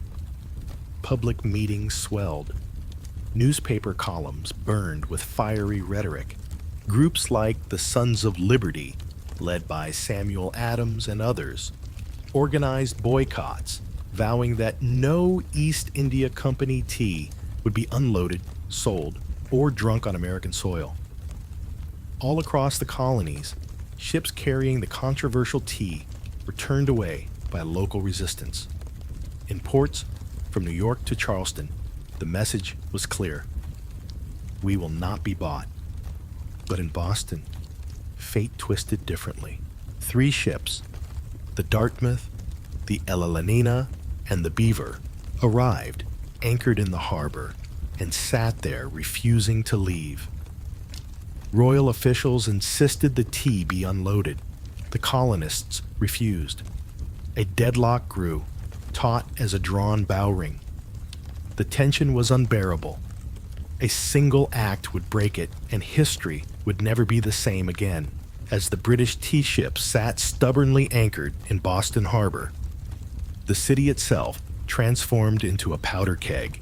Every day that passed without resolution tightened the tension. Boston wasn't just resisting, it was preparing for a fight. In taverns, churches, and public squares, angry colonists debated what to do. The Sons of Liberty, led by fiery voices like Samuel Adams, John Hancock, and Paul Revere, moved swiftly to organize resistance. They posted public notices calling on citizens to boycott British tea, and held raucous meetings that swelled with farmers, artisans, and merchants alike. Each gathering added fuel to the fire. The Old South Meeting House became the nerve center of the resistance. Thousands crammed into the wooden hall, their breath fogging the air, their voices rising in defiance.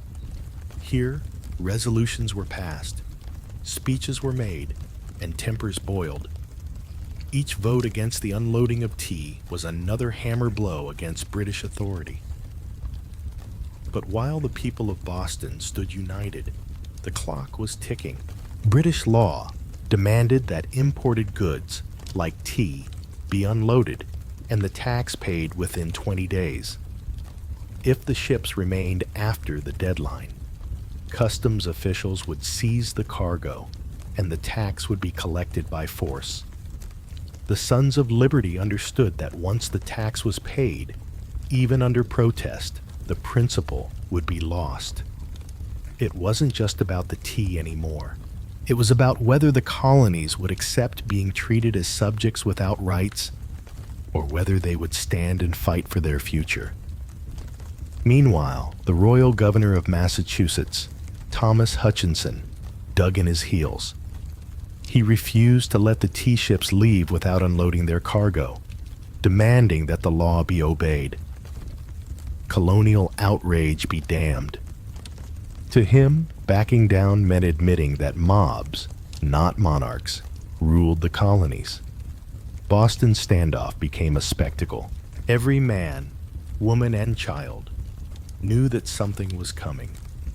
You could feel it in the air, that cold, sharp sense before a storm when the world holds its breath.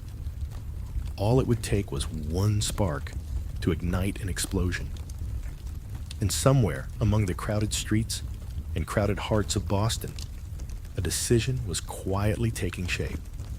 A plan that would echo across oceans and empires.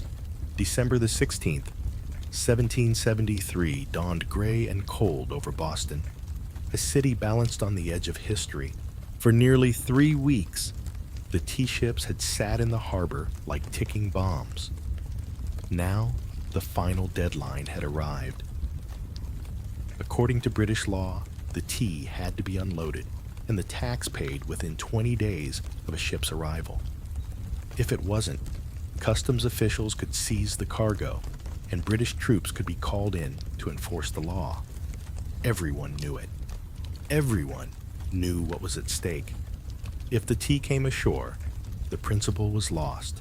If the colonists allowed it, even once their cause, their claim to rights and liberty would unravel. That morning, Thousands of Bostonians and nearby colonists packed into the Old South Meeting House, the largest building in town. Some had walked miles through the icy countryside to be there. The meeting was so packed that men spilled out into the streets, straining to hear the fiery speeches echoing through the halls. Samuel Adams, the iron voice of rebellion, presided over the gathering. Speaker after speaker rose to denounce the Tea Act, to cry out against tyranny, to urge immediate action. But even among the defiants, uncertainty hung heavy. What could be done without sparking outright war? How could they stop the tea without opening the floodgates to brutal retaliation? As the afternoon wore on, riders galloped in with grim news. Governor Thomas Hutchinson remained unmoved. The ships would not be allowed to leave without unloading. The tea would be seized, the tax collected, the king's law enforced. The crowd buzzed with fury. The walls of the meeting house seemed to shudder with the force of it. Yet Samuel Adams stood calmly and spoke the words that signaled the end of debate. This meeting can do nothing more to save the country. A simple sentence, but everyone knew what it meant. There would be no more petitions, no more compromises. Action would be taken. Outside, a war whoop cut through the gathering gloom. The signal. Men disguised themselves quickly, smearing soot on their faces, donning blankets and feathers in crude imitation of Mohawk warriors. It wasn't about fooling anyone. It was about creating a symbol, a message no one could mistake. The deadline had passed. Boston would answer, not with words, but with defiance. As twilight deepened over Boston on December 16th, 1773, the quiet streets began to stir. Figures moved through the shadows. Ordinary men, cloaked in rough blankets, their faces blackened with soot, some adorned with feathers. They weren't trying to fool anyone into believing they were real Mohawks. Their disguise was symbolic, an act of shedding their old identities, of taking a stand as something new, something fierce. By the dozens, they made their way to Griffin's Wharf, where the 3 tea ships, the Dartmouth, the Eleanor, and the Beaver, lay anchored.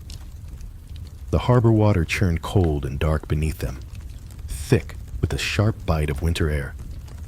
There was no shouting, no drunken chaos. This was not a riot. It was a mission carried out with calm, ruthless precision.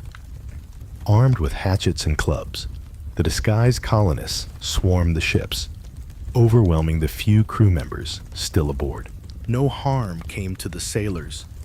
They were pushed aside, watched in silence as the operation began. Men split open the wooden chests with practiced blows, the fragrant smell of fresh tea spilling into the cold night air. Others heaved the crates overboard, their heavy splashes echoing across the still waters of the harbor. Chest after chest, 342 in total, was broken and dumped until the black water swirled with thousands of pounds of tea leaves. Spectators watched from the wharf, silent. Aid. British guards stationed nearby made no move to intervene. Whether from confusion, sympathy, or fear of escalating violence remains unclear. Some accounts suggest that even among British loyalists, there was an understanding. Something had shifted, and there would be no stopping it tonight. The discipline was extraordinary. No cargo was stolen. No one raided the ships for valuables. Only the tea, the hated symbol of British oppression, was targeted. In a town where hunger and hardship were daily realities, the men could have easily turned the protest into an excuse for looting. They did not. When it was over, the harbor resembled a great swirling cauldron filled with torn chests and soaking tea leaves. The smell of the sea mixed with the sharp tang of smashed tea, filling the night air with a strange, bittersweet scent. The work was done. Silently, the men disappeared into the night, vanishing into the alleys and back streets of Boston. They left behind no names, no leaders, no claims to fame, only the unmistakable mark of revolution. As the last broken crates bobbed in the dark water, Boston stood still, almost holding its breath. The Boston Tea Party wasn't a riot, a brawl, or a drunken spectacle. It was something far rarer, an act of cold, deliberate defiance carried out under the cloak of night. The harbor was transformed into a giant swirling teapot. Thousands of pounds of East India Company tea floated in great mats on the water, staining it black. Some colonists, curious and rebellious, scooped handfuls of soaked leaves from the harbor, only to be chastised by the Sons of Liberty patrolling the docks. Nothing was to be salvaged. No one would profit from this night's work. This was principle, pure and simple. The town woke the next morning to the smell of salty tea hanging heavy in the air. News spread like wildfire. Word of mouth, letters, broadsheets. By midday, everyone from apprentices to merchants knew what had happened, and opinions split fast. Among patriots there was pride, a fierce, swelling pride that ordinary men had stood up to the mightiest empire in the world and struck a blow for liberty. Among loyalists and moderates, there was horror. To them, the destruction of property was reckless, dangerous. Had the colonies crossed a line they couldn't walk back from, Governor Thomas Hutchinson raged in his mansion, furious not only at the destruction, but at the message it sent. If the king's authority could be defied so brazenly in Boston, where else might rebellion spark? British officials were stunned. They had expected protests, boycotts, maybe another riot like those that had broken out over the Stamp Act. They hadn't expected organized, disciplined revolutionaries to calmly destroy tens of thousands of pounds of royal property without so much as breaking a window. The ship's captains, the Dartmouth, the Elelanini, the Beaver, could only watch helplessly as their cargo disappeared beneath the waves. In the official ledgers, the night's loss would be tallied at over 10,000 British pounds, a fortune. But the real loss wasn't measured in pounds sterling or ruined tea.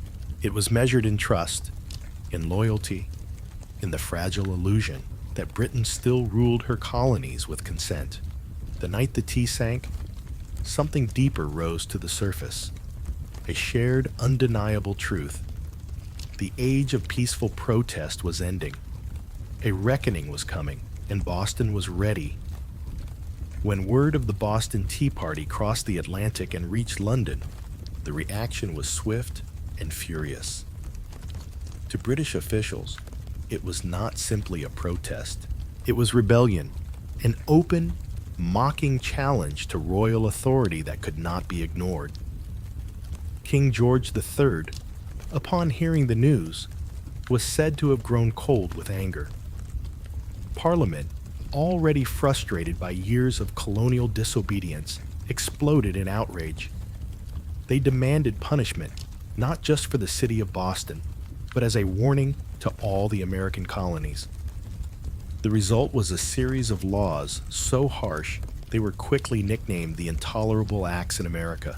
The first blow came swiftly, the Boston Port Act. In one brutal stroke, Parliament ordered the closure of Boston's bustling harbor, the economic lifeline of the city until the destroyed tea was paid for and order restored. Ships could no longer enter or leave. Trade vanished. Goods and supplies dried up. Boston, once vibrant and noisy, grew quiet, its docks eerily still. But the punishment didn't stop there. The Massachusetts Government Act stripped the colony of its self-governing rights, placing it firmly under the king's appointed officials. The Administration of Justice Act allowed royal officials accused of crimes to be tried back in Britain, a clear message that British authorities were untouchable. And to make sure the colony's new force was an option, British soldiers were quartered throughout Boston, living among the very citizens they were meant to subdue. The message was clear. Rebellion would be crushed.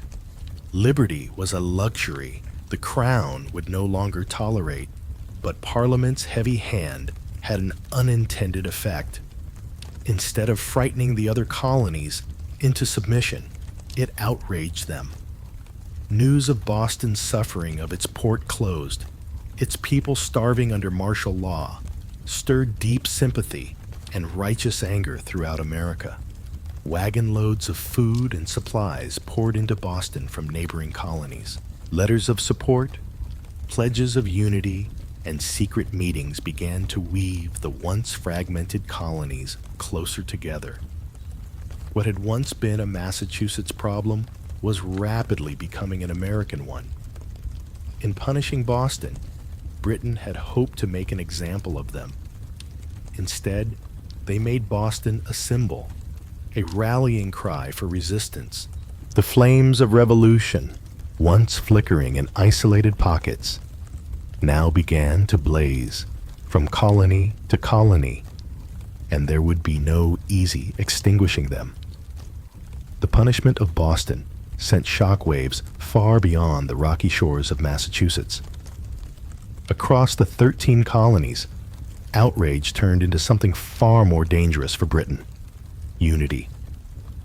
For years, the colonies had acted like distant cousins, bickering and competing, separated by geography, religion, and trade rivalries.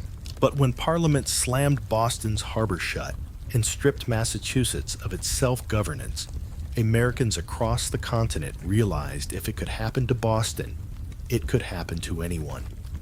From Virginia to Pennsylvania, South Carolina to New Hampshire, the response was swift. Colonists sent wagons full of food, supplies, and letters of solidarity to the suffering people of Boston. Town meetings buzzed with anger. Newspaper printers worked day and night to spread the news. The fight was no longer Boston's alone. It was everyone's. And so, in September 1774, something unprecedented happened. The First Continental Congress convened in Philadelphia. For the first time, representatives from 12 of the 13 colonies gathered under one roof to discuss a unified response. Men like George Washington, Patrick Henry, John Adams, and Samuel Adams, once merely regional figures, now stood together as architects of a movement that was growing larger by the day. Their goal, at least officially, was not yet full independence. Most still hoped for reconciliation, for a return to the old relationship of mutual respect under the British Crown. But beneath the polite debates and carefully worded petitions, a deeper understanding was taking root. The colonies could no longer afford to stand separately. At the Congress, they agreed to a sweeping boycott of British goods. They pledged mutual support in the face of further British aggression, and they made it clear any attack on one colony would be considered an attack on all. In taverns and meeting houses across the continent, ordinary people began using words that had once been whispered only in private: unity, resistance, liberty. In bringing the hammer down on Boston, Britain had imagined it would crush rebellion. Instead, it had welded the colonies together into something far more dangerous, a people who, despite their differences, were beginning to think of themselves not as scattered provinces, but as Americans. The winds of revolution were no longer just stirring, They were gathering into a storm, and it was too late for Britain to stop it. The night the tea sank into Boston Harbor, it wasn't just crates that were destroyed. It was the illusion that the American colonies could remain loyal subjects forever. The Boston Tea Party lit a spark that no king, no army, no distant parliament could ever snuff out. In the months that followed, that spark caught fire across the colonies. What had once been protests, boycotts, and polite petitions hardened into open resistance. Town militias began drilling openly, storehouses filled with powder and shot. Men who had once toasted King George III in taverns now whispered about revolution under the same roofs. Boston became a symbol of sacrifice, battered but unbowed. The more Britain tried to tighten its grip, the more the colonies slipped through its fingers. Every ship that sailed past the closed, silent harbor of Boston was a silent reminder that tyranny had met its match in American defiance. When Parliament passed the Intolerable Acts, they intended to make an example out of Boston to scare the other colonies into submission. Instead, they had created a martyr city, a rallying cry. From Georgia to New Hampshire, colonists realized that their fates were tied together. Resistance was no longer about tea. It was about survival, identity, freedom. By the spring of 1775, the tension reached a boiling point outside Boston. In the villages of Lexington and Concord, British troops sent to confiscate colonial weapons instead found armed farmers. Ordinary men ready to defend their rights with musket fire. The first shots of the American Revolution rang out, a direct line traced back to the moment when men chose principle over profit and dumped a fortune's worth of tea into the harbor. The Boston Tea Party showed the world that revolution doesn't always announce itself with trumpets and banners. Sometimes it starts quietly with a small group of determined people standing in the cold, choosing defiance over fear. In dumping the tea, the colonists weren't just rejecting a tax, they were rejecting an empire. And though the road ahead would be bloody, bitter, and uncertain, one thing had become clear that night in Boston Harbor. The American colonies were no longer loyal subjects. They were something new, something dangerous. They were revolutionaries, and they were just getting started, all before the towering pyramids of Giza, before Mesopotamian cities buzzed with life, before Stonehenge stood against the sky. There was Corral, hidden away in the dry valleys of coastal Peru.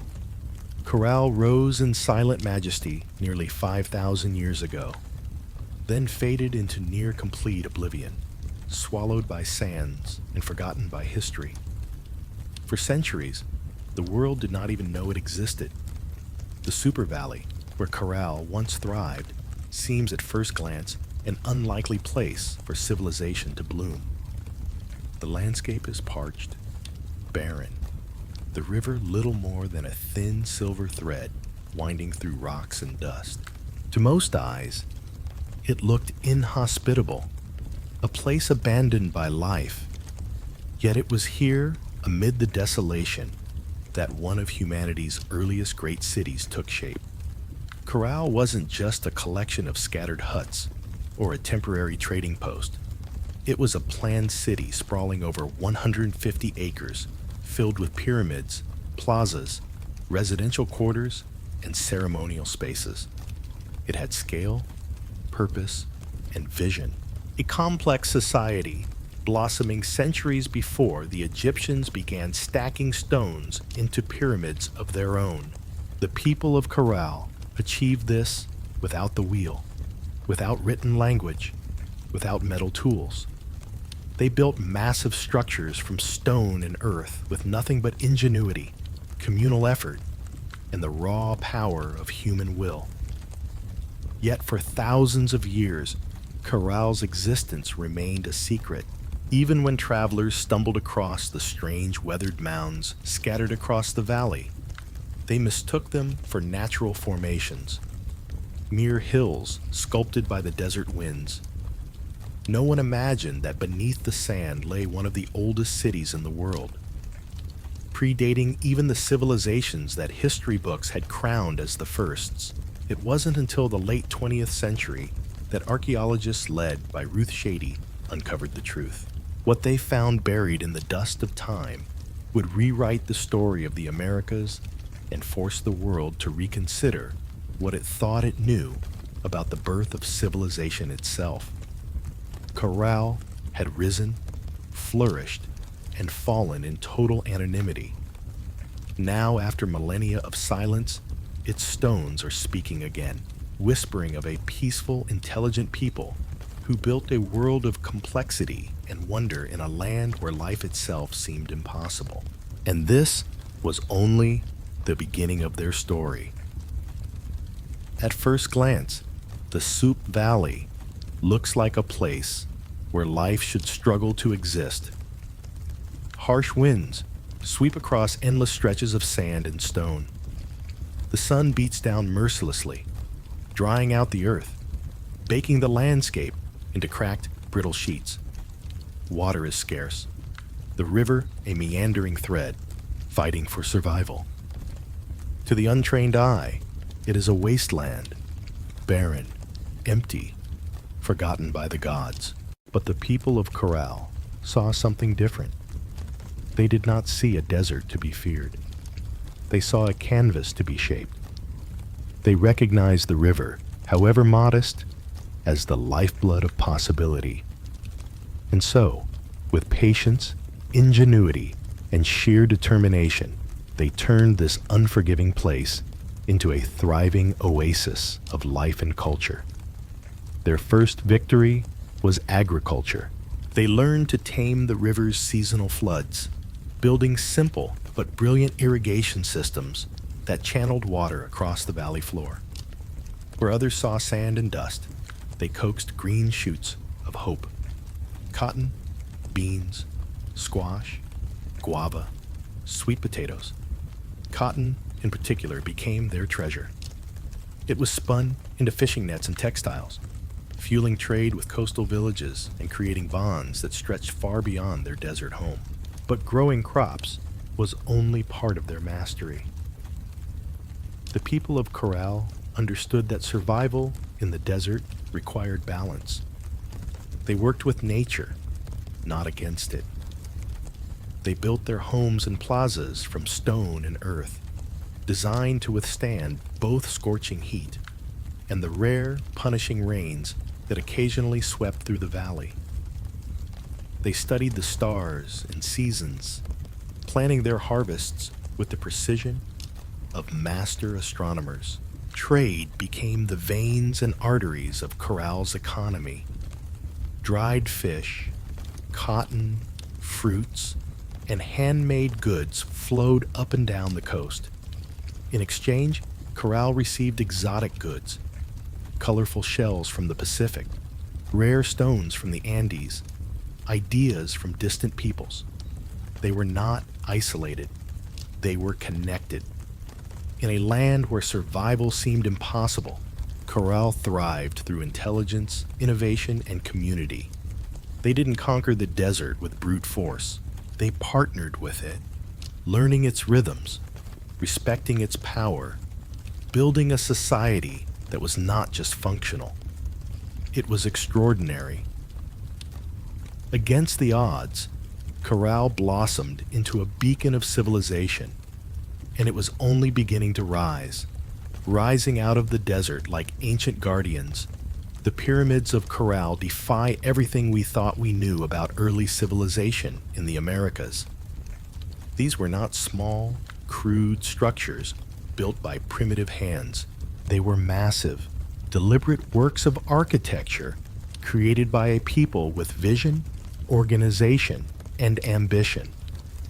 The centerpiece of the city was the Pyramid Mayor, the largest of Corral's monumental structures. It stretched more than 450 feet in length and towered nearly 60 foot above the desert floor, a feat of engineering on par with the early wonders of the ancient world. Built from stone, mud, and woven reed bags filled with rocks, the pyramid was designed not just to endure the harsh climate, but to withstand the punishing earthquakes that occasionally rattled the region. And endure it did, standing silent against wind and time for nearly 5 millennia.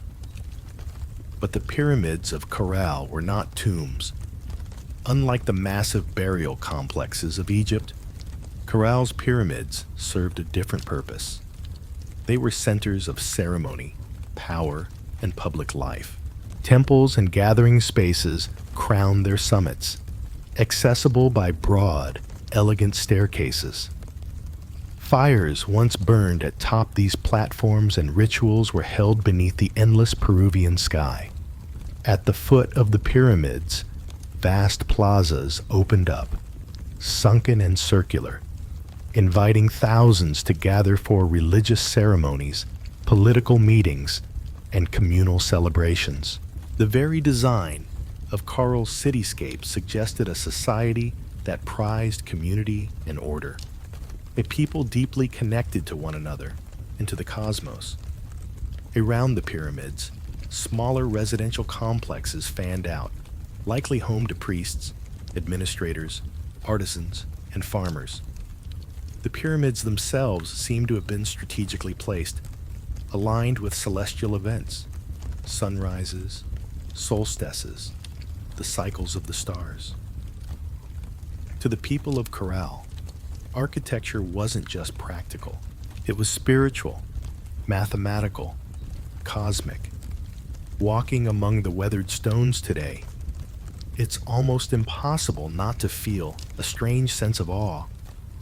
These structures were raised without metal tools, without the wheel, without beasts of burden. Yet they rose with symmetry, scale, and staggering precision. The Great Pyramids of Corral were not built for vanity, nor for war. They were built to connect earth and sky, community and cosmos, humanity and eternity. And they still whisper across the sands, telling a story that refuses to be forgotten. Among the ruins of Corral, there is something profoundly different, something that sets it apart from so many ancient civilizations. No weapons have been found buried beneath its sands. No defensive walls circle its plazas. No mass graves hint at bloody conquest or internal strife. Unlike the kingdoms that rose and fell through war, Corral was a society built on peace. It's a revelation that defies expectations. Here was a civilization that flourished not through violence, but through cooperation, trade, and shared belief. The people of Corral seem to have invested their energy not in armies or fortresses, but in architecture, astronomy, music, and communal life. Their plazas and pyramids weren't monuments to victory over enemies. They were centers of celebration, worship, and governance. This was a civilization that chose to gather rather than conquer, to negotiate rather than destroy. Trade was the lifeblood of Carroll's success. Cotton grown along the fertile riverbanks was spun into fishing nets that were traded with coastal communities. In return, Carroll received dried fish, an essential source of protein, and exotic goods from faraway places. Colorful shells from the Pacific, precious stones from the highlands, and even rare tropical fruits from distant valleys. This wide network of trade stitched the region together, binding far-flung communities into a peaceful web of mutual benefit. And in the center of it all, Corral thrived as a cultural and economic hub. Religious and ceremonial life played a vital role in maintaining social harmony, The city's grand public spaces and sunken plazas likely served as stages for rituals that united the people under shared spiritual beliefs. Music filled these gatherings. Flutes carved from condor bones, drums made from deer hides, creating soundscapes that echoed across the desert, tying individual lives to something greater. Leadership, too, appeared to rely less on military strength and more on spiritual authority and civic organization. The city's leaders must have coordinated massive construction projects, seasonal agricultural cycles, and complex trade agreements, all without leaving behind the brutal scars of war. In an ancient world so often defined by conflict, Corral stands as a shining exception, a reminder that civilization does not have to rise on the broken backs of the conquered. It can instead be built by the quiet power of collaboration, creativity, and trust. At Corral, the stone still seemed to hum with echoes of a world long gone. It was not just a city of buildings and trade. It was a city alive with sound, ceremony, and spiritual rhythm. Music and ritual were woven into the very heartbeat of Corral civilization. Archaeologists digging carefully through the dry sands uncovered a treasure trove of ancient instruments, flutes crafted from the bones of condors and pelicans, whistles fashioned from deer antlers, small drums stretched with animal hides. These artifacts were not simple toys. They were crafted with care, tuned to specific notes, designed to carry sound across the wide open plazas of the city. In a world without written language, music spoke the language of the soul. Imagine it. The low thrum of drums rising at dusk, flutes keening like the desert wind, feet stamping on the sunken plazas as hundreds gathered under the fading light. Fires would crackle atop the pyramid platforms. Priests, dressed in intricate woven garments, would chant to the gods of the river, the earth, the stars. In those moments, Corral was not just a city, it was a symphony. The layout of Corral itself suggests that ritual life was at its core. The grand plazas were not mere open spaces. They were stages for communal ceremonies, carefully designed to draw people together. The sunken, circular courts acted like ancient amphitheaters, focusing sound and sight onto the rituals performed at their centers. And above them all, the pyramids loomed, not as tombs, but as sacred mountains built by human hands, linking the earth to the heavens. Rituals likely marked the turning of the seasons, the cycles of planting and harvest, the movements of the stars. Music was not just entertainment. It was a bridge between people, between nature and the divine, between the known and the mysteries beyond. No violent murals, no terrifying gods of war, no bloodthirsty sacrifices. In Corral, the spiritual world seems to have been one of harmony, celebration, and reverence. Even today, when the desert wind whistles through the ruins, you can almost hear it. The faint strains of ancient music, the forgotten songs of a people who found beauty, meaning, and connection in the heart of the harsh, endless sands. Carroll wasn't just a place of music, trade, and ritual. It was a marvel of engineering, a testament to human ingenuity in one of the harshest landscapes on Earth. Without metal tools, without the wheel, without draft animals, the people of Corral shaped a city of stone and earth that has endured nearly 5,000 years. Their achievements were astonishing. Massive pyramids rose from the desert floor, constructed not with small, fragile bricks, but with enormous stones carried across the dry valley. Workers transported rocks using reed bags, ingenious baskets strong enough to bear heavy loads woven from the very plants that grew along the riverbanks. Layer upon layer, they built with care, stacking stone and filling the interiors with rubble to create structures that could withstand not only time, but nature's fury. And they understood nature well.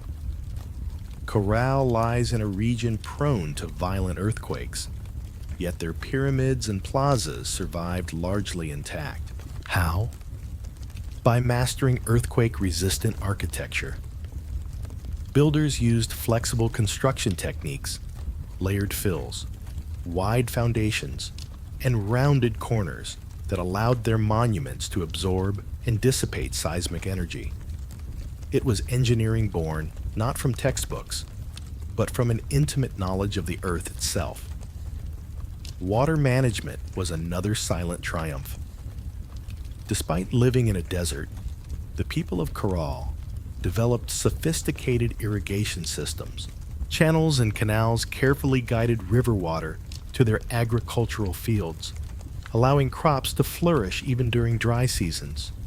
No water was wasted. Every drop mattered. The layout of Corral itself reflected brilliant urban planning. Major structures aligned with key astronomical points, suggesting a deep understanding of the solar cycles. The sunken plazas, with their precise geometry, were more than gathering places. They were instruments for tracking the heavens, allowing priests and astronomers to predict seasons crucial for survival. Even the city's organization spoke of a complex society. Residential zones, administrative areas, ceremonial centers, all were arranged in harmony, balancing communal life with sacred spaces. They built not just for the moment, but for generations. Today, as modern engineers marvel at Corral's resilience, they are reminded that greatness is not measured by technology alone. Sometimes the deepest wisdom lies in understanding the forces of nature, in working with the land, not against it. Corral's stones have endured storms, quakes, and the erosion of time itself. They stand as a silent testament to a civilization that engineered their dreams into the desert sands. For centuries, the city of Corral flourished, a beacon of peace, music, trade, and architectural mastery in the desert sands. And then, quietly, almost without a trace, it was abandoned. No fires marked its fall. No signs of conquest scar its walls. No mass graves or shattered monuments tell a story of sudden disaster. Instead, Corral simply faded. Its plazas emptied. Its pyramids left to the drifting sands. Its flutes and drums silenced by time. Why did they leave? That question still lingers like a ghost across the super valley. Some scholars believe that environmental change struck the final blow. Evidence suggests that a long period of drought may have crippled Corral's agriculture. Without the river's life-giving waters, the fields would have withered. Trade networks dependent on surplus cotton and food would have faltered. The careful balance Corral had maintained with its harsh environment may have finally tipped beyond repair. Other theories point to shifting trade routes. As neighboring cultures grew and new centers of power emerged along the coast and inland, Corral's influence might have diminished. Perhaps the goods they once supplied, cotton, fish, produce, were no longer enough to sustain their role as a dominant city. Slowly, the lifeblood of commerce drained away. Still others whisper of internal decline. Without written records, we can only imagine political struggles, religious upheaval, or simple exhaustion after centuries of growth. Even peaceful societies can fracture under pressure when survival becomes uncertain. Whatever the cause, the departure seems to have been gradual, not sudden. Families likely drifted away, one by one, seeking more fertile valleys. stronger rivers, new beginnings. Children who once ran across corral's plazas grew up telling stories of a lost city behind them. Stories that would eventually fade into legend. The desert reclaimed what humans had built. Winds carried fine sand over stone temples. Flutes lay buried beneath shifting dunes. What had once been a humming, vibrant civilization became a field of silent, sleeping mounds. For nearly 4,000 years, Corral remained hidden, a whisper beneath the sands, waiting. Today, as archaeologists carefully uncover its stones, the question still burns. How does a city so advanced, so beautifully crafted, simply vanish? Perhaps the truth is that even the greatest civilizations, no matter how wise or peaceful, are still fragile. Threads woven into the tapestry of time, forever vulnerable to the unseen forces of change. For millennia, Corral lay forgotten, buried beneath the silent sands of the Super Valley. Travelers passed the strange rounded hills that dotted the landscape, never suspecting that beneath their feet lay the ruins of a civilization older than the pyramids of Egypt. To them, these were just natural formations, mounds shaped by the wind and time. It wasn't until the late 20th century that the world would finally hear Corral's voice again. In the 1990s, Peruvian archaeologist Ruth Shady led a team into the Soup Valley, driven by curiosity and a growing sense that these hills might hold secrets no one had yet uncovered. What they found would rewrite the story of human civilization in the Americas. Layer by painstaking layer, the sand was brushed away. Beneath it emerged walls of carefully cut stone, grand staircases, sunken plazas, pyramids, a city far older than anyone could have imagined. Radio-Arban dating confirmed the unbelievable. Corral was over 4,600 years old, thriving at the same time as the earliest civilizations in Mesopotamia and Egypt. It was a discovery that shook the foundations of archaeology. Before Corral, scholars believed that civilization in the Americas developed much later, shadowed by the great empires of the Old World. Corral changed everything. It proved that the Americas had birthed monumental architecture, complex urban life, and social organization independently long before the rise of the Incas or the Mare. Ruth Shady and her team found not just stone and rubble, but the remnants of life, musical instruments, fishing nets, textiles, cue, ancient knot records, and even offerings made to the gods. Each artifact told a story of a people who had built a society with vision, intelligence, and profound creativity. Corral's rediscovery was more than an academic triumph. It was a resurrection. A civilization long buried beneath the desert sands has risen once again into the light. Its plazas now touched by the same winds that once carried the melodies of flutes and the joyful voices of children. Today, Carroll is honored as a UNESCO World Heritage Site. Peasant, a delicate yet invaluable connection to humanity's earliest ambitions to build, to belong, and to believe.